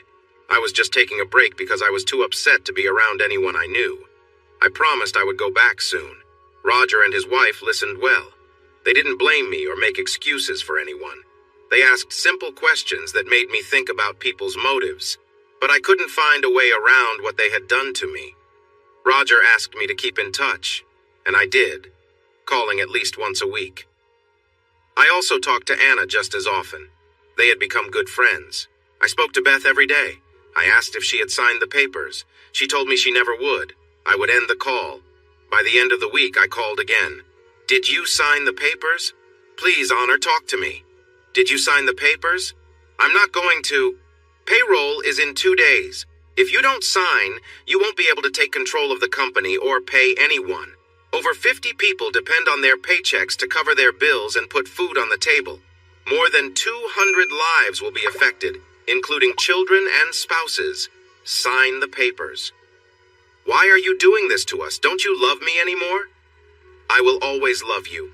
I can't handle you right now. Just sign the papers, Beth. I ended the call. The next day, I heard from the lawyers. She had signed. The separation was official. The company was now hers. She controlled all the accounts. I called her. I always blocked my number so she wouldn't recognize it. Thanks for signing the papers. Did you take the DNA test? What? Of course not. That's crazy. You know they're both yours. I don't know anything. I thought you would never be unfaithful. I thought you loved me. Now that I know you've been with at least 2 other men, I have no idea when it started. Just do the test. I won't. I never cheated on you. I told you everything. Everything, huh? Yes, everything, she insisted. 3 times? You were with them 3 times? 3 times with Fred, twice with Dale. 3 times. He was with you 3 times? Dale twice? She was silent. I didn't say that. What does with them mean, Beth? I was with them. We were together. 3 times. 5 if you count Dale. 3 times with Fred. No, we didn't do it more than once each time, except the last. Dale didn't even do it the last time. So, what was it, 2 or 3 times each visit? Why do you keep asking? It doesn't matter. I made a mistake, yes, and I regret it a lot. Let me make it up to you. How many times? How many times did he spend the night? I don't know. I didn't keep track, she said softly. Just guess. That first time when I was away. 3, 4, how many? Why can't you let it go, Honor? I messed up, okay? No, you didn't just mess up. You were with Fred. I want to know how many times. Maybe a dozen, maybe a bit more, she finally confessed. Really? Fred was that active? A dozen times in 1 week? Over the whole week, maybe 3 or 4 times a day once it started? Oh, now I see. When you say you cheated once, you mean you cheated many times, but you're counting it as just 1. I thought you studied business. Counting doesn't seem to be your strong suit. What do you want from me, Honor? I was with him several times that week. Is that what you wanted to hear? Then 6 more times when you were away before Dale joined us, plus a few more with both of them, and 1 time with just Dale. That's not what I wanted to hear. I wished you were faithful to me, but it's nice to hear you starting to be honest if that's what it is. Do you see why I can't trust you? Now you're saying you were with Fred about 14 or 15 times, and 5 more times with Dale. At least 6 if you weren't interrupted. I thought about what she said. Wait, you said 5 times on that first trip, but you mentioned him being with you many times. I guess when you say time, it means more than 1 occurrence. Let's say 2, to keep it simple. That would mean around 40 times you let those guys be close to you. That doesn't sound like 3, does it? No, it's not just 3. I thought of it as 3. Twice you were away and I made mistakes while you were gone. Once more when I told them it was over. A final goodbye then? Very thoughtful of everyone except your husband. Ask the kids, Beth. It was just them. I told you. You have to trust me. The only thing I trust is that you're not being honest, and you seem to struggle with numbers. Ask the kids. I ended the call. A quick stop in Nazareth, Pennsylvania led me to the Martin Guitar Factory store, where I explored the museum and took a factory tour. Before my job, I used to play guitar. I wasn't great, but I always had one fan, Little Beth. She could sit and listen to me play for hours. I don't know why I stopped playing after college. I hadn't touched a guitar in years. Martin guitars had always fascinated me, especially the old ones. I never owned one and wasn't sure if I could play it well. On a whim, I picked up a backpacker acoustic. It was a small, oddly shaped guitar, but it had a nice sound and was easy to carry on my bike. At under $200, I felt I could have some fun with it without worrying too much if it got lost or damaged. Next, I went to Philadelphia for a real steak and cheese sandwich, and to visit Independence Hall, the Liberty Bell, and the Philadelphia Museum of Art. Like Rocky, at the top of the steps, although I wasn't in the mood for celebration. I had lived a few hours away for much of my life, but had never been there. Just a few places I had always wanted to visit. I never imagined I would be doing it alone. From there, I went to see Beth's parents. I thought it would be the right thing to do. They were surprised to see me. What's happening, Honor? Why aren't you home? Beth hasn't told us anything except that you left, Carol, my wife's mother, asked. I was hoping she'd explain. I didn't think it was my place to say. She didn't. You're going to, right? Her father asked. She's not been honest with me. No way, Carol snapped. Someone's misled you. I chuckled. Why do people keep saying that? I walked in on her with two men in my own home. You didn't actually see them, did you? There must be some mistake, Dave said. I saw them, and there was no mistake. I walked in on them. I wish I could forget that moment. It haunts me almost every night. Why? Carol asked. What happened? Are you being unfaithful? I shot her a hard look before replying. She should know better. At least she had the sense to blush and look down. No, never. Honestly, I was just trying to make our life better. Maybe I worked too much, I don't know. I never betrayed her. I didn't hurt her or neglect her. I thought we were happy until I found out. It was just once, right? Just one slip-up? Dave asked. No, it was 3 months. She was with others the whole time I was away. She admitted to 20 times. She probably counts a week of non-stop cheating as just one time. Everyone in town knew, even my own family. They covered for her. Carol looked upset. Oh no, this must be hard for her. I laughed bitterly. It's not helping me either. And what about your business? Dave asked. It's hers now. I gave it to her. She's with my cousin who used to help me run it. He's in charge now. I just want out. Carol stood up and came back with a bottle of scotch and 3 glasses. I could use a drink. Anyone else? I took one. Just one. I didn't like to ride my bike after drinking. You're going to fix this, right, Honor? Carol asked. You know she cares about you. There must be a reason for what she did. If there is, she hasn't told me. I spoke to her afterward. She had no excuse except that he pursued her and she gave in. About 40 times. And the kids? How are they dealing? Dave asked. Billy is too young to understand. Marie thinks I'm on a trip. They will be okay. They're young. What do you mean they will be okay? Carol snapped. You're not leaving them, are you? I'm not sure what I'm doing. I don't even know if they're mine or how long this has been going on. I asked her for a DNA test, but she won't do it. That says a lot. You can't really believe they aren't yours, Carol said. Not deep down. Why won't she take the test? I reminded her. She shouldn't have to. I shrugged. She shouldn't cheat. She shouldn't lie. She shouldn't betray me with my best friend multiple times. She made a mistake on her. People do, even Beth. Don't doubt her love for you. If she says the kids are yours, trust her, Carol insisted. Carol, that's enough, Dave said softly. You know it's true, she shot back at him. I know nothing for sure. She lied and betrayed. She didn't tell us what was happening. I wouldn't have thought this of her, but I guess it's true. You don't think Honor is making this up, do you? She shook her head. No, I don't believe that for a second. Then she turned back to me. Please, go talk to her. Don't let her mistakes ruin everything. I can't, not yet. I need her to stop lying to me and prove those kids are mine first. I'm really upset right now. It's not a good idea for me to talk. Last time I lost my cool, things got really bad at home. There are 3 burnt cars sitting in my driveway. I'm worried about being around her or anyone else right now. Carol looked shocked. You can't just leave her like that, can you? You won't help the kids until you know if they're yours. She can take care of herself.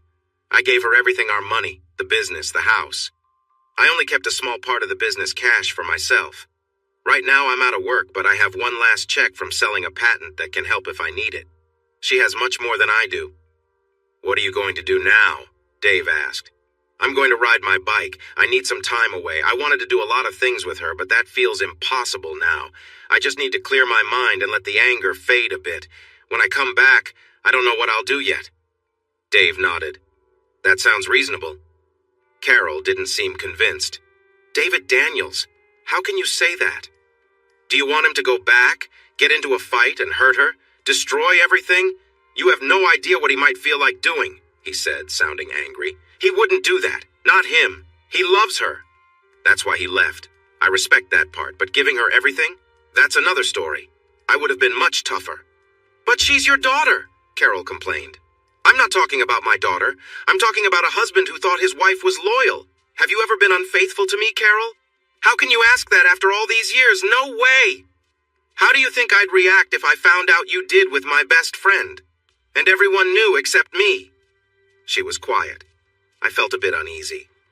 What if I went to Vicky's place and was unfaithful with her? Not just once, but many times over a month. What if everyone knew and kept it a secret? How would you feel? She looked scared. What if it was not just Vicky, but her sister too? What if you walked in and saw me? How would that make you feel, Carol?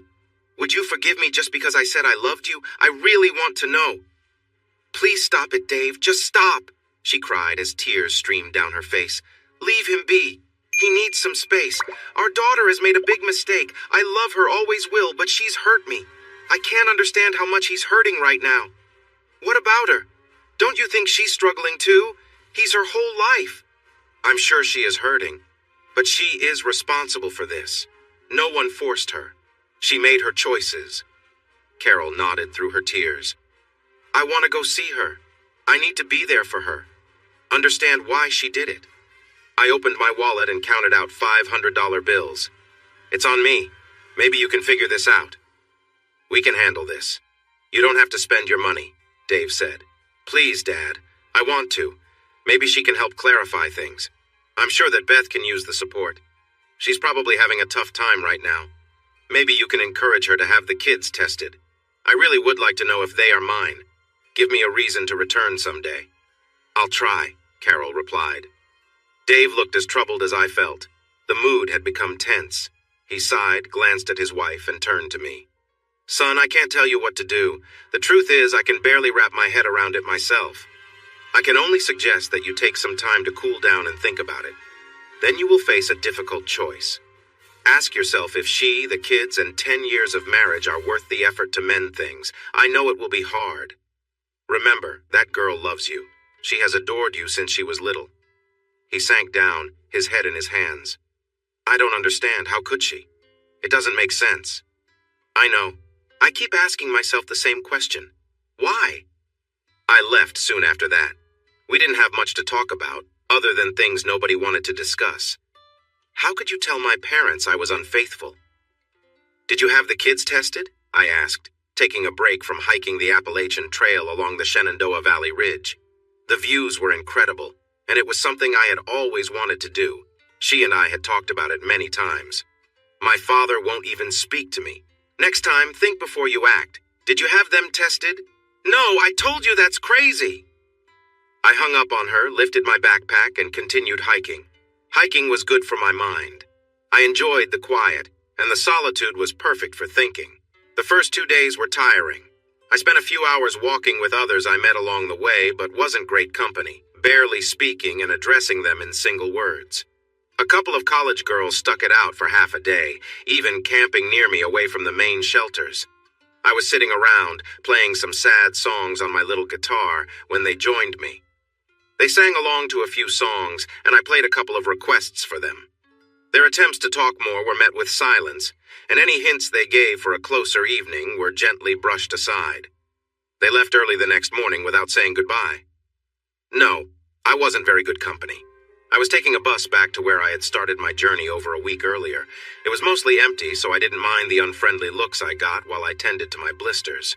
Not the best way to break in new boots. I called her. Hello? Her voice still sent shivers down my spine. Hi, Beth, it's me. Did you get the kids tested? Please call your mother. She's really getting on my nerves. No, I mean the kids' tests? Yes, yesterday. We should know the results in a few days. Is your mother there with you? Yes. Thanks for covering her expenses. She wants to talk to you. I'll call her. Give me her number. She shared the number, and I wrote it down. I didn't want to keep it in my phone. I felt too anxious and tossed away numbers every few days. Are you coming home? She asked. Not yet. I'll let you know when the results are in. Take care of yourself, BB. Suddenly she was crying. I love you, Honor. I know I never said it before, but I'm so sorry. Please come back. I'll call in a few days. Tell your mom I said hi. I ended the call before I lost my composure. It frustrated me how she still had that effect on me. 3 weeks for her to express regret. Now she felt sorry, not when she was with others in our home.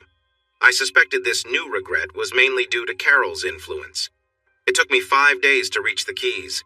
In Key West, I found a scuba shop that could certify me in 4 days if I passed the written test.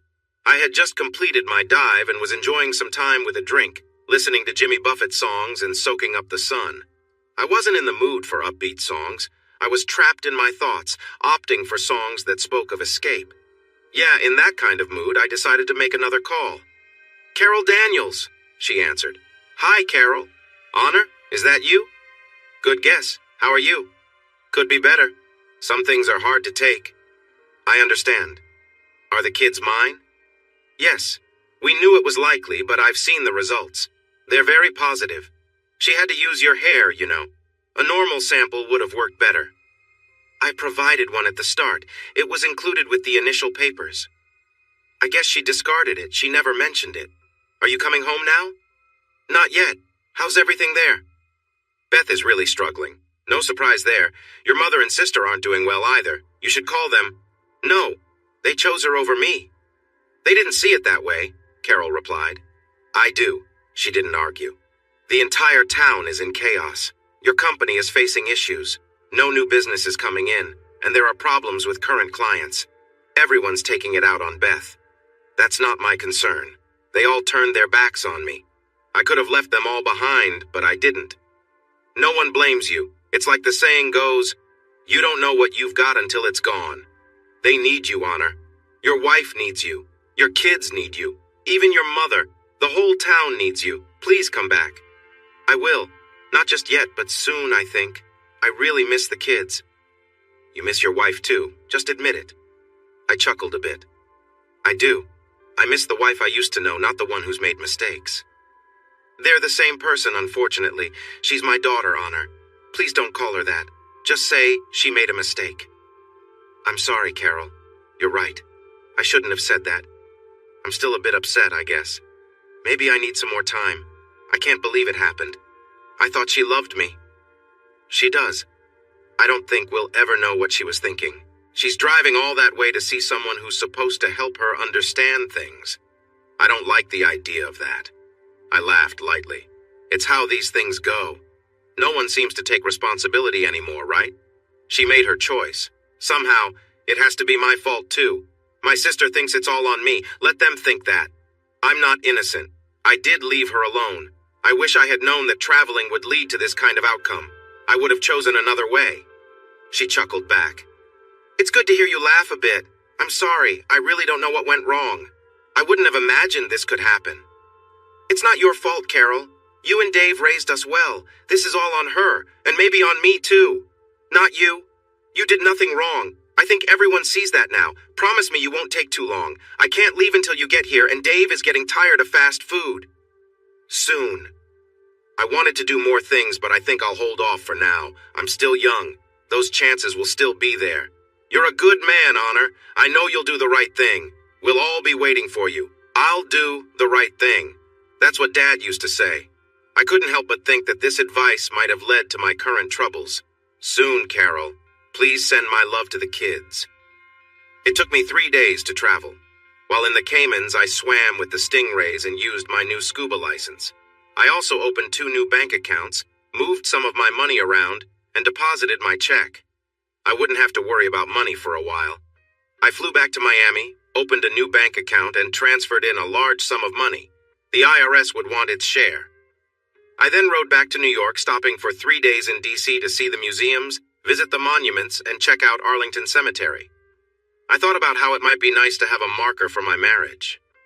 Lost in the line of duty. Then I went off to meet with the lawyers and my accountant. My taxes were going to be complicated. I sent a text to Carol. I had a new phone, a big Android device, almost the size of a paperback book. Along with a 12-inch tablet, it kept me connected to everything. It was much better than a laptop. Soon, was all I wrote. I spent 2 days getting my taxes sorted. Writing a check felt good and relieved some stress. It wasn't as bad as I thought it would be. But then again, I was paying good money to my assistants to help me. It had only been 6 weeks, but it felt much longer. I had lost a few pounds if my belt notches meant anything, and I hadn't shaved or cut my hair the whole time. I was definitely looking rough. I no longer looked like a polished president and CEO. I looked like someone who belonged on a motorcycle. I rode into town and went to the diner. I was a bit surprised that no one recognized me. It was nice to be a stranger and enjoy a meal in peace. After lunch, I visited my cousin Bev at her real estate office. She greeted me as if I were just some dirt on her shoe. It felt refreshing. I'm looking for a small place, close to downtown, 3 bedrooms and at least a 2-car garage. I'll buy it with cash. I was no longer just dirt. I felt like a gem. She showed me 5 homes. The first one she showed me was the best. I made a full-price offer if I could move in right away. The house was empty, and the owners were eager. They weren't even related to me, which was a nice surprise. After we looked at the fourth house, and while we were finalizing the details, Bev started looking at me strangely. We were sitting at the table filling out the papers when she suddenly looked up. "Honor?" I smiled. "Yes, Bev?" "Oh my gosh, Honor, everyone has been so worried about you. Where have you been?" "Just around, trying to clear my mind. Went for a ride. It took a bit longer than I expected." "Are you really back? For good? You're going to fix everything, right?" "I'm back. I'm not sure for how long, but I am buying a house. As for fixing things, I'm not sure." She smiled at me. "You're back. That's the important part right now. I know you'll do what's right. You always do." "The right thing? Sure." "We'll see," was all I said. The truth is, I was really tired of always doing what others thought was right. By 7 p.m., I had given $5,000 as a deposit and received the keys to my new house. The contracts would be finalized in a few days. I knew my phone would be ringing off the hook, so I made a call. "Hello? Honor, is that you?" "Hi, BB, I'm back in town." "Where are you? Why aren't you here?" "Where's here?" I asked. "Our house. Come home, Honor, please." "I can't just yet. I want to visit, though. I'd like to see my kids." "Of course. Anytime you want. Right now is good. They'll be up for at least another hour." "No, tomorrow works better. When is a good time for you?" "I leave for the office at 8 in the morning. You can come over any time if you want. Mom is here with me, so just let me know when you can stop by. I'd really like to see you." "I think I would like that too. We need to talk." "Will you stay for dinner?" "That sounds nice. I have some things to do in the morning, but I can come by after lunch if your mom knows." "That would be great. Thank you so much. I love you. I hope that's okay to say." "It is okay. I love you too. Our lives feel pretty messy, don't they?" I heard her crying. "I know. I hate it. I messed everything up. You're going to help fix things, right?" "I'm not sure yet. I'm still figuring things out, but I really want to see you." "Have you called your mom? She needs some support." "No, not yet. I'm not ready for that talk. Maybe soon." She was quiet for a moment. "Say something else, please." I laughed a little. "What do you want me to say?" "Just talk. Share anything. What you've been doing. Where you went. I just want to hear your voice." "I missed you, BB. I did a lot of things I wanted to do. Things I thought we would do together. But I did them alone. It gave me time to think, and I hated that you weren't there with me. I'm not blaming you. I just want you to know how I felt. Everything I did reminded me that it wasn't the same without you. I didn't get involved with anyone else. I'm a married man, and I wouldn't do that. You know that." "I know, but we're legally separated.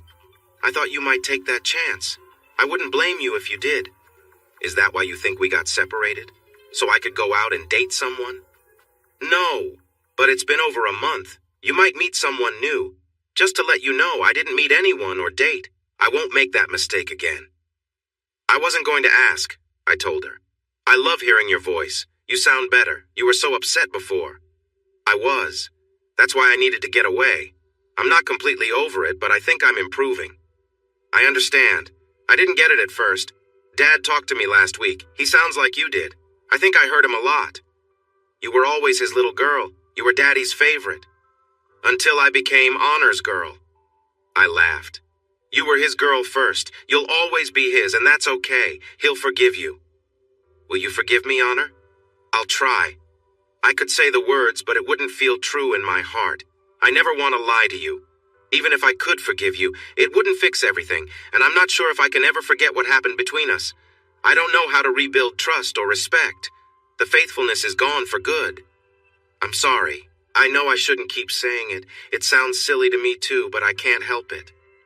I'm sorry, Honor. I love you. Can you tell me you love me again? I love you, BB. I always have. I'll never love anyone else like I loved you. I don't know if that's enough, but we have to start somewhere. Please bring me something of yours tomorrow." "Something?" "Something that smells like you. I didn't wash your clothes after you left. I used to sleep with your shirts to feel close to you, but they don't smell like you anymore. I could close my eyes and pretend you were here, that everything was all right, but it's not helping. I can't sleep at all. Please bring me something. Maybe that shirt you have on now." "I don't have much. I usually just get new clothes when the old ones are worn out. Oh no, that's awful. I would have paid anything to have you send those home. That's so sad. I need to go, BB. I'll see you tomorrow, okay? Can you stay just a little longer? Please. Tell me you love me. Tell me you'll try to forgive me. Do you remember how you took me out when you were in college? I was just a young girl, and you treated me so well. Do you remember that first night we shared a bed? I snuck in and you held me and kissed me. It felt special. I knew then it was like a dream come true. You were always meant to be mine. Do you remember? I remember everything. I've thought about it so many times. That first night when I realized I loved you, and I always would. When we went to prom and everything changed. The day we got married and you teased me about being late, I remember it all. But I also remember some harder things. Those memories just won't fade away. They still trouble me at night. You love me, though. She said it nervously. Yes, I love you.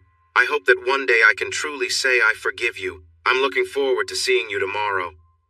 Think of me tonight, Honor. Of happy things, no nightmares. Imagine our honeymoon or those fun lunches when I worked for you. I'll try. Please say goodnight to the kids for me. Do you have to go? For now. I'll see you tomorrow. Good night, BB. Good night, Honor. Thank you for this. It really helps. I needed it. I spent the morning shopping for furniture. My house was empty and needed to feel like home. I found a salesperson and walked through the store pointing out what I wanted. In less than an hour, I had filled 2 bedrooms, the living room and the dining room. For a high price, they agreed to deliver everything that same day.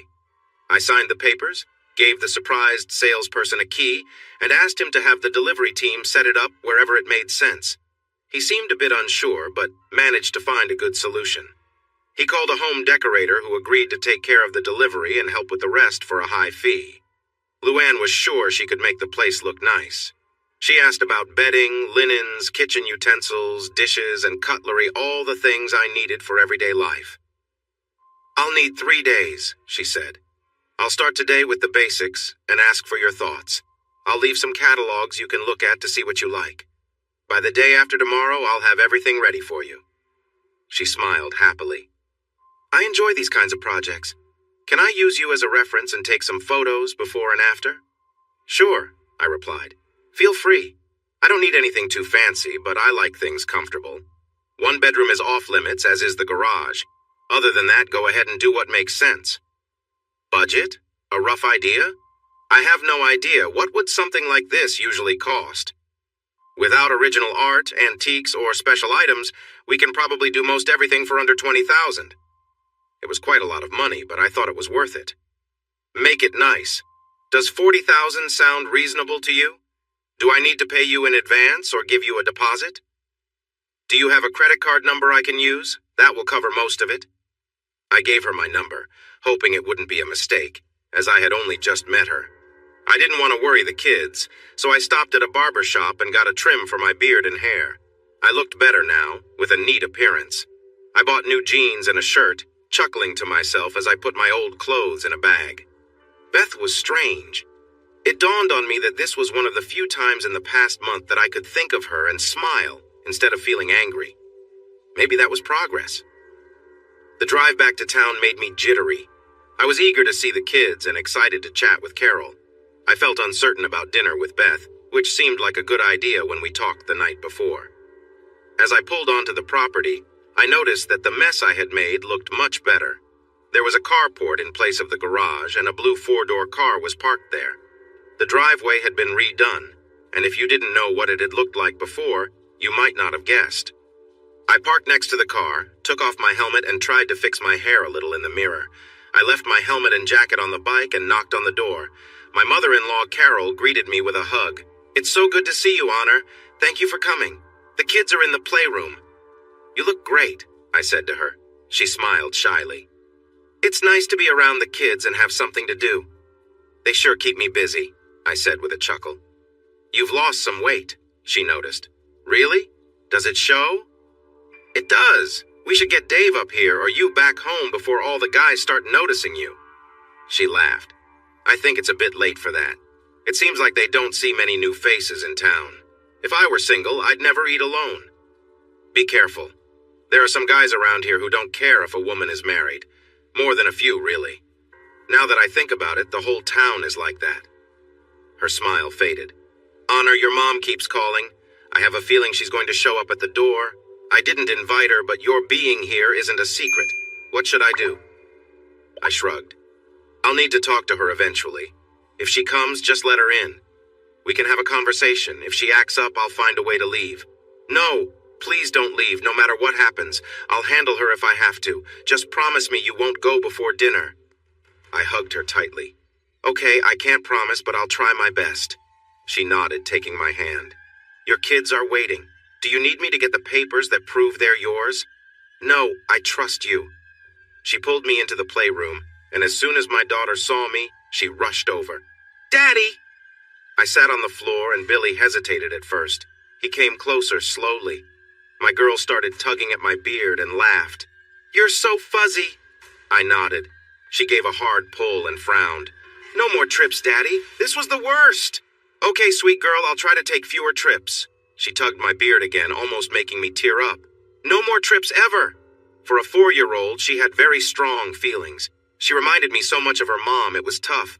I can't promise that, sweetheart, but if I do have to go, I'll call you. We can even see each other on the computer, okay? Are you going to make everything better? Mommy cries a lot now. You have to help her stop crying. I'll do my best, darling. Billy was walking a bit better. He stood up and stumbled toward me. I caught him and hugged him, resting my face in his hair. I realized I might be a little silly like BB. I played with them for a couple of hours, and Carol joined us now and then. We only talked about the kids. Around mid-afternoon, Carol told me it was nap time and that the kids had a schedule. We took them to their room, and I read to them for about 10 minutes until they fell asleep. I kissed each of them and closed the door gently. Carol sat down with me in the living room, and I poured us a couple of beers. She laughed and said, These kids are driving me to drink. I'd have a drink about once a week at home, but now it's a daytime beer and a nighttime drink. The calories don't seem to bother you, I joked. She was a stunning woman, just like Beth, which reminded me of what I had lost. She laughed and moved closer to me on the couch. She leaned against me, and I casually put my arm around her. They are great kids, she said. I know. I can't wait to spend more time with them. Want to share what you're up to now? You can keep it to yourself if you like. Later, okay? I'm still figuring things out. Are you moving back?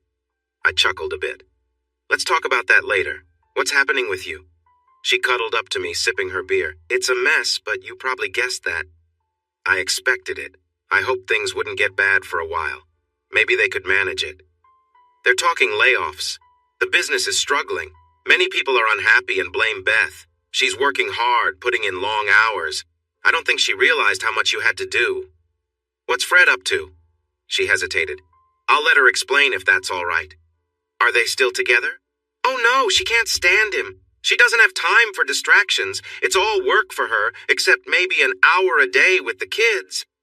She leaned over and kissed my cheek. Your call last night was like a lifeline for someone in trouble. Thank you. She hurt me, Carol, I admitted, feeling a tightness in my chest and tears stinging my eyes. She wrapped her arms around me and pulled me close. She gently ran her fingers through my hair. I know, dear. I let her hold me as I cried for the first time. I sobbed while she embraced and rocked me. It felt comforting. It's going to be all right, Honor, she whispered. I shook my head, my voice trembling. I don't think so. Not ever again. She broke my heart. She held me tightly, resting her head against mine. She kissed my forehead softly. It will get better, sweetie. It won't be the same, but it will improve. How could she do that? I don't know. I think she had a hard time after having Billy. It all started a few months after he was born. It's not an excuse, but many women struggle after giving birth. I had my moments after Beth. It can be really tough. I was lying sideways on the couch with my head in her lap. She squeezed me gently and pulled me closer. When she sat up, I felt a bit awkward as she was leaning against me. Carol? You might want to sit back a little. She looked down at me and playfully shifted, teasingly nudging me. What's the matter, Honor? It's been a while for me, I confessed. She chuckled and squeezed me again. You really are always so honorable, aren't you? Am I bothering you? Bothering isn't quite the word I'd choose. Carol shifted back, touching my side gently. I bet you've never been unfaithful. Not even once. Not after everything that happened, right? I'm still married. Being with her felt nice. I lay back and looked at her. You know I couldn't. She nodded and leaned down to give me a soft kiss.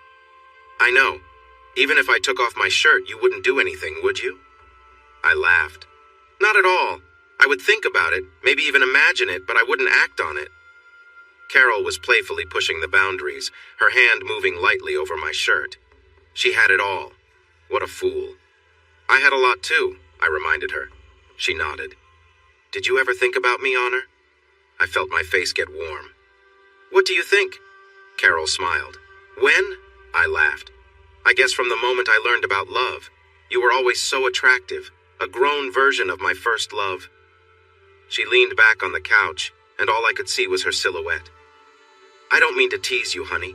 I just miss having someone to hold and talk to. It's not even the romance, it's the closeness. Do you understand? 6 weeks alone, Carol.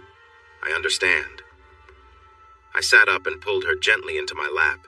Her head lay on the couch, and I stroked her hair softly. My other hand rested on her stomach, comforting her. She had been in my life forever. She was like a second mother to me. A reminder of good times. Someone I could trust. There were very few people like that. She sighed. You both were great together. From the beginning. The way you cared for her and how she looked up to you. It was so sweet. Her eyes were closed as she reminisced. Her arm rested against me, her hand gently stroking my shoulder and back. Just then, my mother walked in. She paused a moment in surprise when she saw us. What's happening here? She asked sharply. I held a finger to my lips. The kids are napping. Carol and I are just remembering old times. Is that proper? She questioned. Was it proper for me to comfort you in your bed when you were upset after losing Dad? I didn't remind her how vulnerable she had been. Her mouth dropped open. That's different. We're just talking, Mom. I thought that's why you came over uninvited. She looked a bit annoyed, but then smiled. At least you called me Mother. I hope you're done with the Mrs. Nolan nonsense. Carol sat up slowly and moved a few feet back on the couch. Do you want me to leave? She asked. Do you want some time alone? I shook my head. I'm still very upset with you, Mom. You really hurt me. She nodded sadly. I understand. I didn't think things through. I thought I was helping you. I wanted to save your marriage. I nodded back. I know, but I'm your son. You covered for her while she was with other men. How could you do that? She moved closer and wrapped her arms around me. You hurt me too. I've never felt pain like this before. It felt even worse than when I lost your father. That was hard, but I knew he was in danger, and I had you to support me. Losing you was my fault, and I felt all alone. Nobody was there for me. As if her pain was the same as mine. Everyone let me down. I did everything for them, and they all turned away from me, even my own family. It felt like the whole world was against me. You don't know what it's like to feel alone, Mom. I'm sorry. You never lost me. You can't. You're still my boy. You pushed me away because of one mistake. I was trying to protect you from being hurt. I'm your mother, and that's what I'm supposed to do. If I could have stopped her, if she hadn't lied about being finished with it, we could have been happy again. I had to try. No, Mom, you made a big mistake. If you had come to me when she first started acting in a way that was wrong, maybe I could have done something. We could have talked about it, figured things out. You never gave us that chance. Even after the first time, you had a chance to tell me. One mistake could have been forgiven.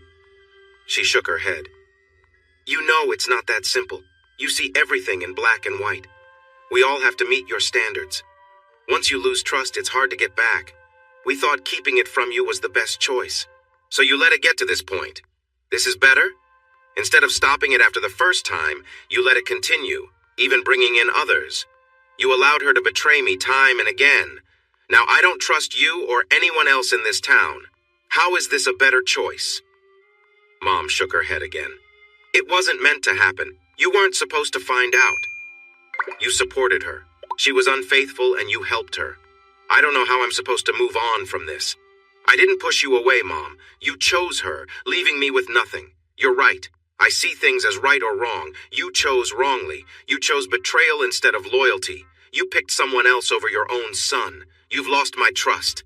Everyone has. You've broken our bond, and I can't see how it can be fixed. I hate what you did more than you understand. I thought I knew you. I thought you loved me. Now it feels like you're a stranger, someone I can't trust or respect. That's what you've done to us." She cried, holding me tightly.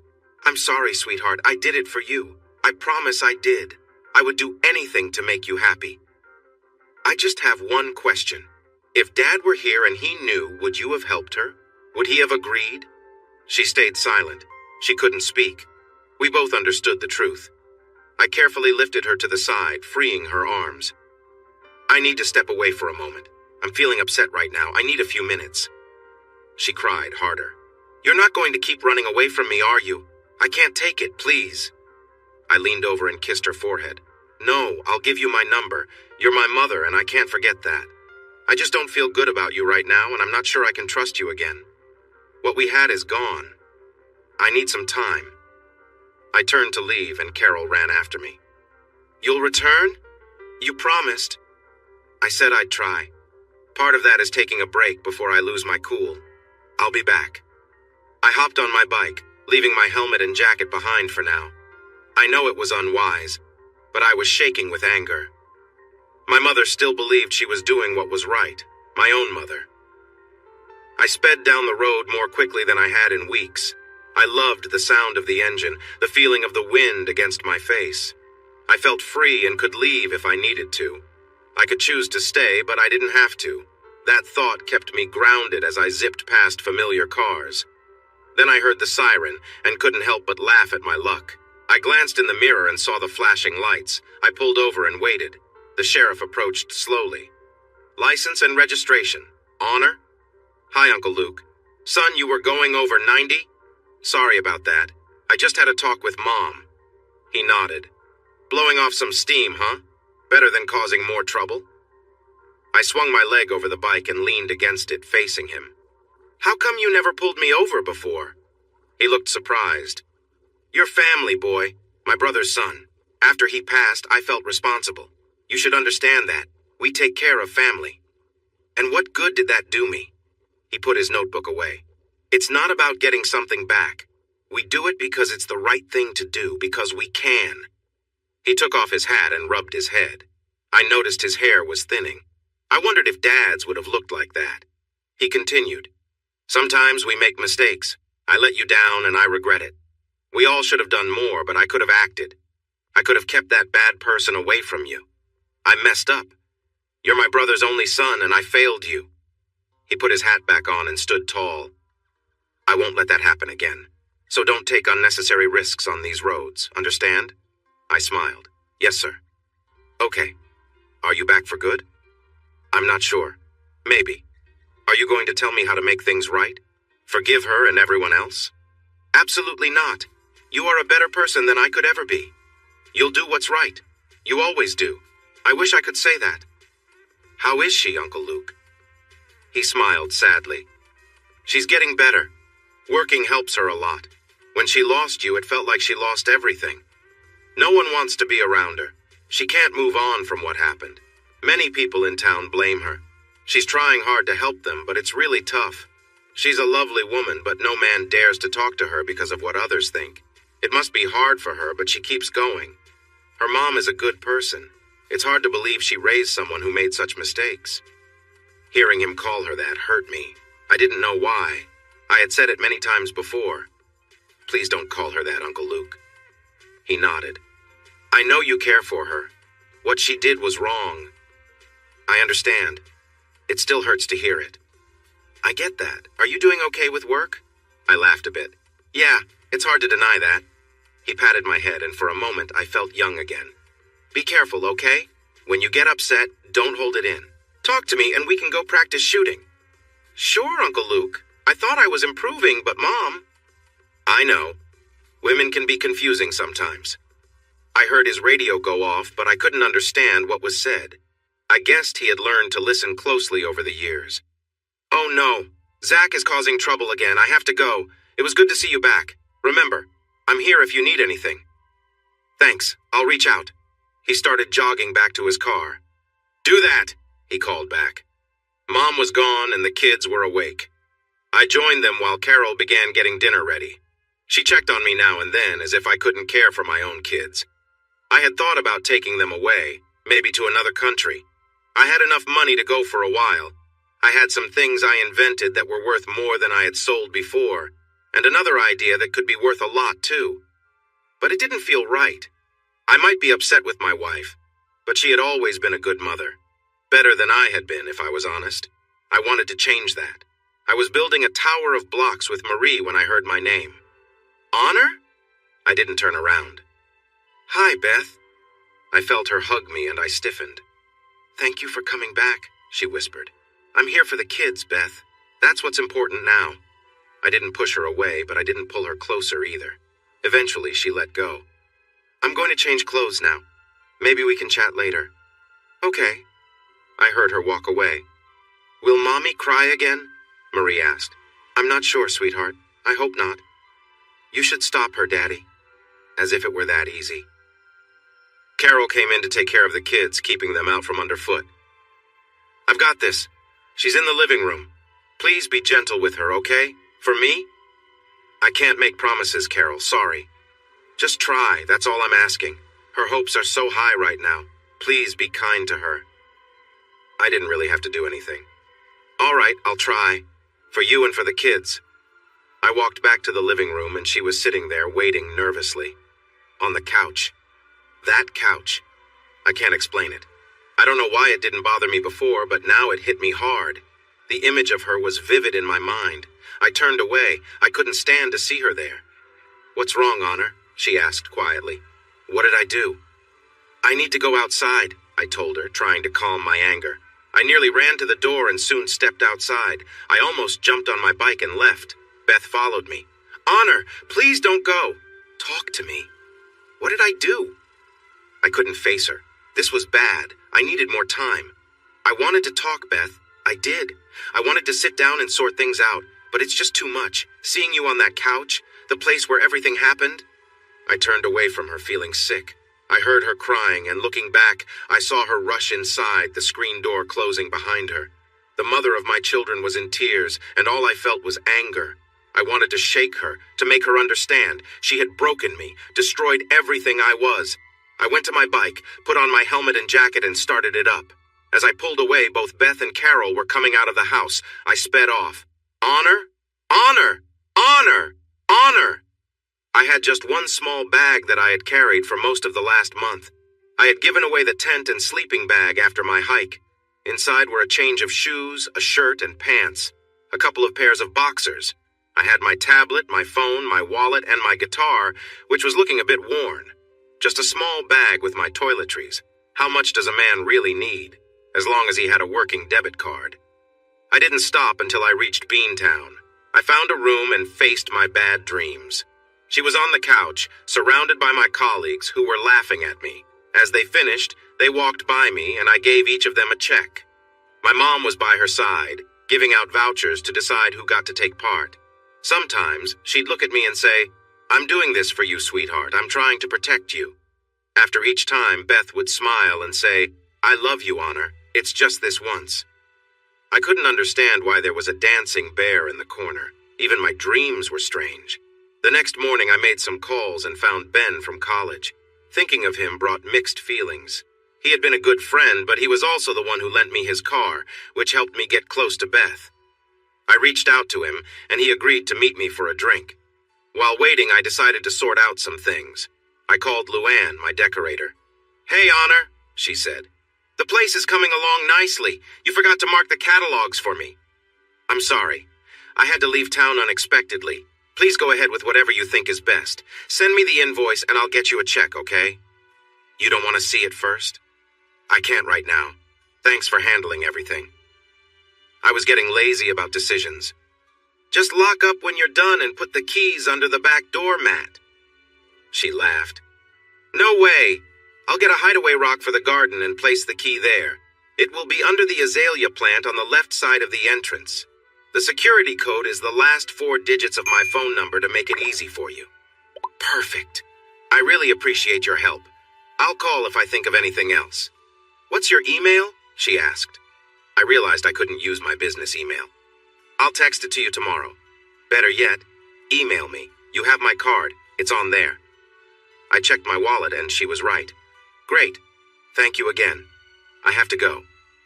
Next, I called the one person who had said sorry after everyone had let me down. Uncle Jimmy? Honor, I hear you're back in town. That's good news. Not really. I tried, but it's too soon. I'm sorry to hear that. Can I help you with anything? I'm glad you asked.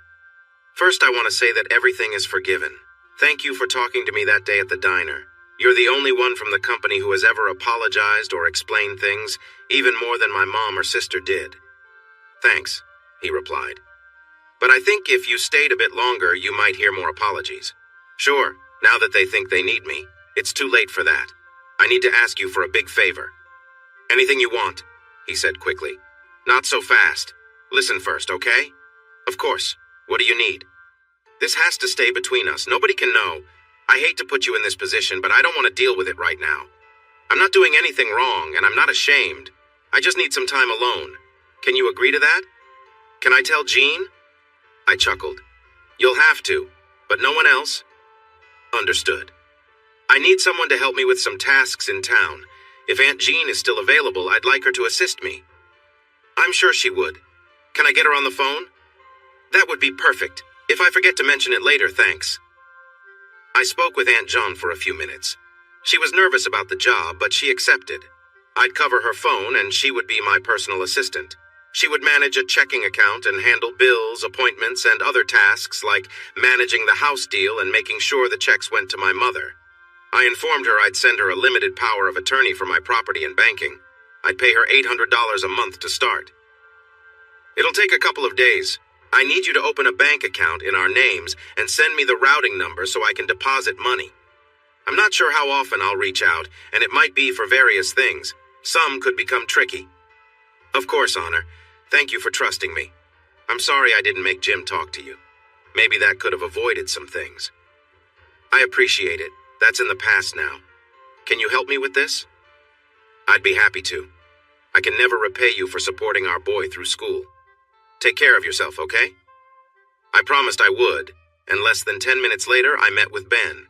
Our visit was nice. It was great to catch up and see what he had been doing. I felt a bit unclear about my own recent past, so I mentioned I had run a business but was taking a break now. Naturally, he asked about Beth, and I admitted we were separated. He offered his apologies and shared about his wife and kids. He seemed happy and was doing well. I felt a bit envious. Talking to Ben felt different from speaking with Roger or Anna. We didn't connect like we used to. Still, it was a nice visit, and I mentioned that we should keep in touch. I stayed at the hotel and used their concierge service. The next day, I met a local attorney to handle my paperwork, a banker from my Miami bank for finances, and a mechanic to tune my bike.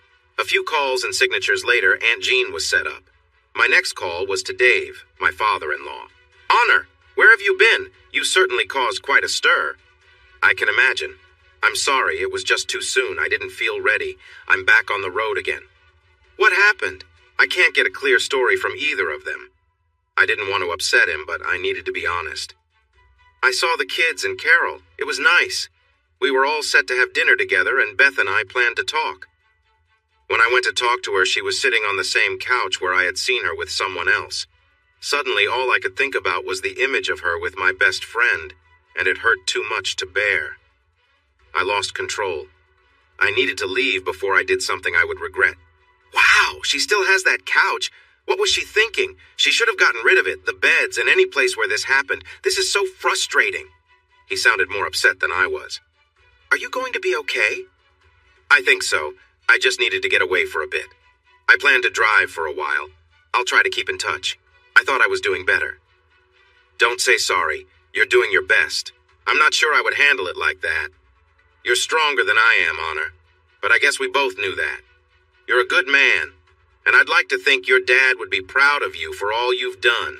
Not this situation, but the good things you've achieved. Thanks.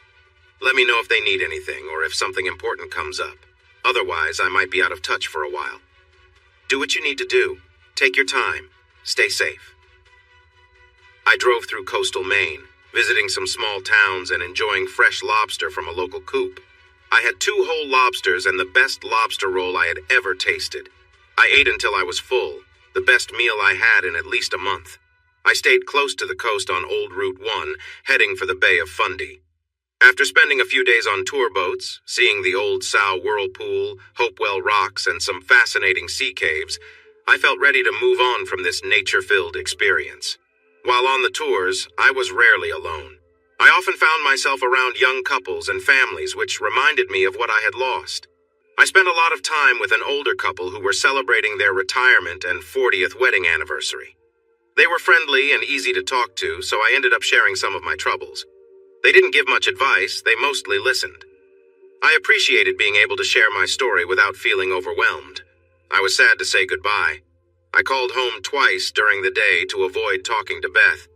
I may have been a bit short with Carol, rushing the conversation and focusing on speaking with my kids and telling them about my trips. It was hard each time I hung up. Aunt Jean was busy and very helpful. She took care of Mom's monthly check and closed up the house. She also sent Beth flowers with an apology for how I had left so suddenly. That was her idea, not mine. But I didn't complain too much. She only wanted to help. A day later, I was on Prince Edward Island. For a fair price, much better than my recent adventures, I got set up with golf clubs and took some lessons. For a week, I discovered that I wasn't a very good golfer, even on some of the best courses in North America. It was a good experience for me, meeting new people twice a day and spending hours trying to hit a little white ball. The countryside was lovely, and I liked staying in local bed and breakfasts instead of regular hotels. The owners were friendly, and I spent some evenings on the porch playing the guitar and sharing my story. It was surprising how easy it was to talk to strangers. I still held back a bit, but I shared more about my life with them than I had with anyone except my mother and sister Beth.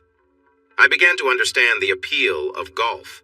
Beyond the beautiful views, calm mornings, and enjoyable company, it was about that one great shot. I hit a 5-iron onto a par 3 green by chance, and the ball ended up just 2 feet from the hole. I got a birdie, one of only 3 times I played under par that week. I thought I might finally be getting the hang of it. I became excited about it. I had the clubs sent to Aunt Jean, and she stored them in my garage.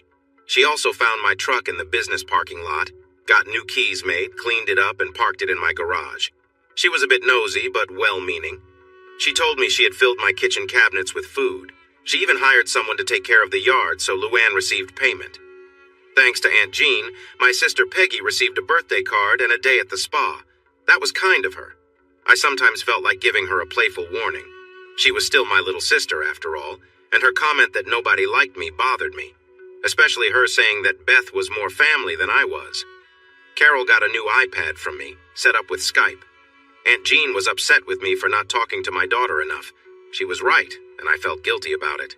From then on, every day at 2 p.m., no matter what, I logged into Skype to talk with my kids. Carol knew it was a private call. The first time Beth appeared while I was talking, I quickly hung up. After that, even when she was home, Beth let me have my 15 minutes to talk. I shared pictures of my trips on Flickr, and Carol showed them to Marie. Before leaving Prince Edward Island, I called Carol. "Hi, Honor. How are you?" "Better. I apologize for leaving so suddenly." "Dave explained. I'm sorry. Things are better here, I promise. Can you come home?" Carol sounded desperate.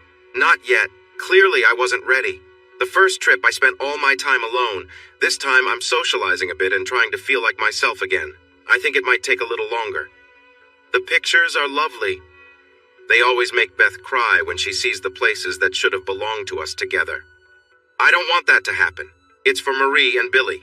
I want them to remember me. I never meant for them to belong to anyone else. I know. It's just how it goes.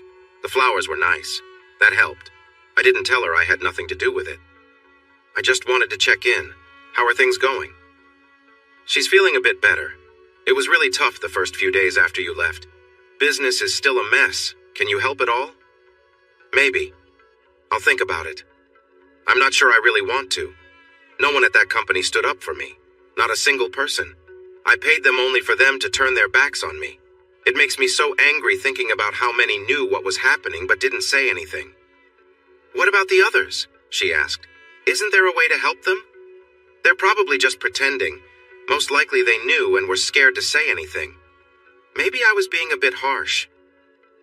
Carol was quiet for a moment. "Honor, I know it's a lot to ask, but could you say hi to her? You don't have to talk about anything serious. Just saying hello would mean a lot. Do it for me? She's my baby, and it hurts to see her down." I wasn't sure if I was ready, but I thought I'd try. "Sure, Carol. If she's there, let me speak to her." A few seconds later, I heard her voice, that voice that still made me feel something. "Honor, it's me." "Hi, BB.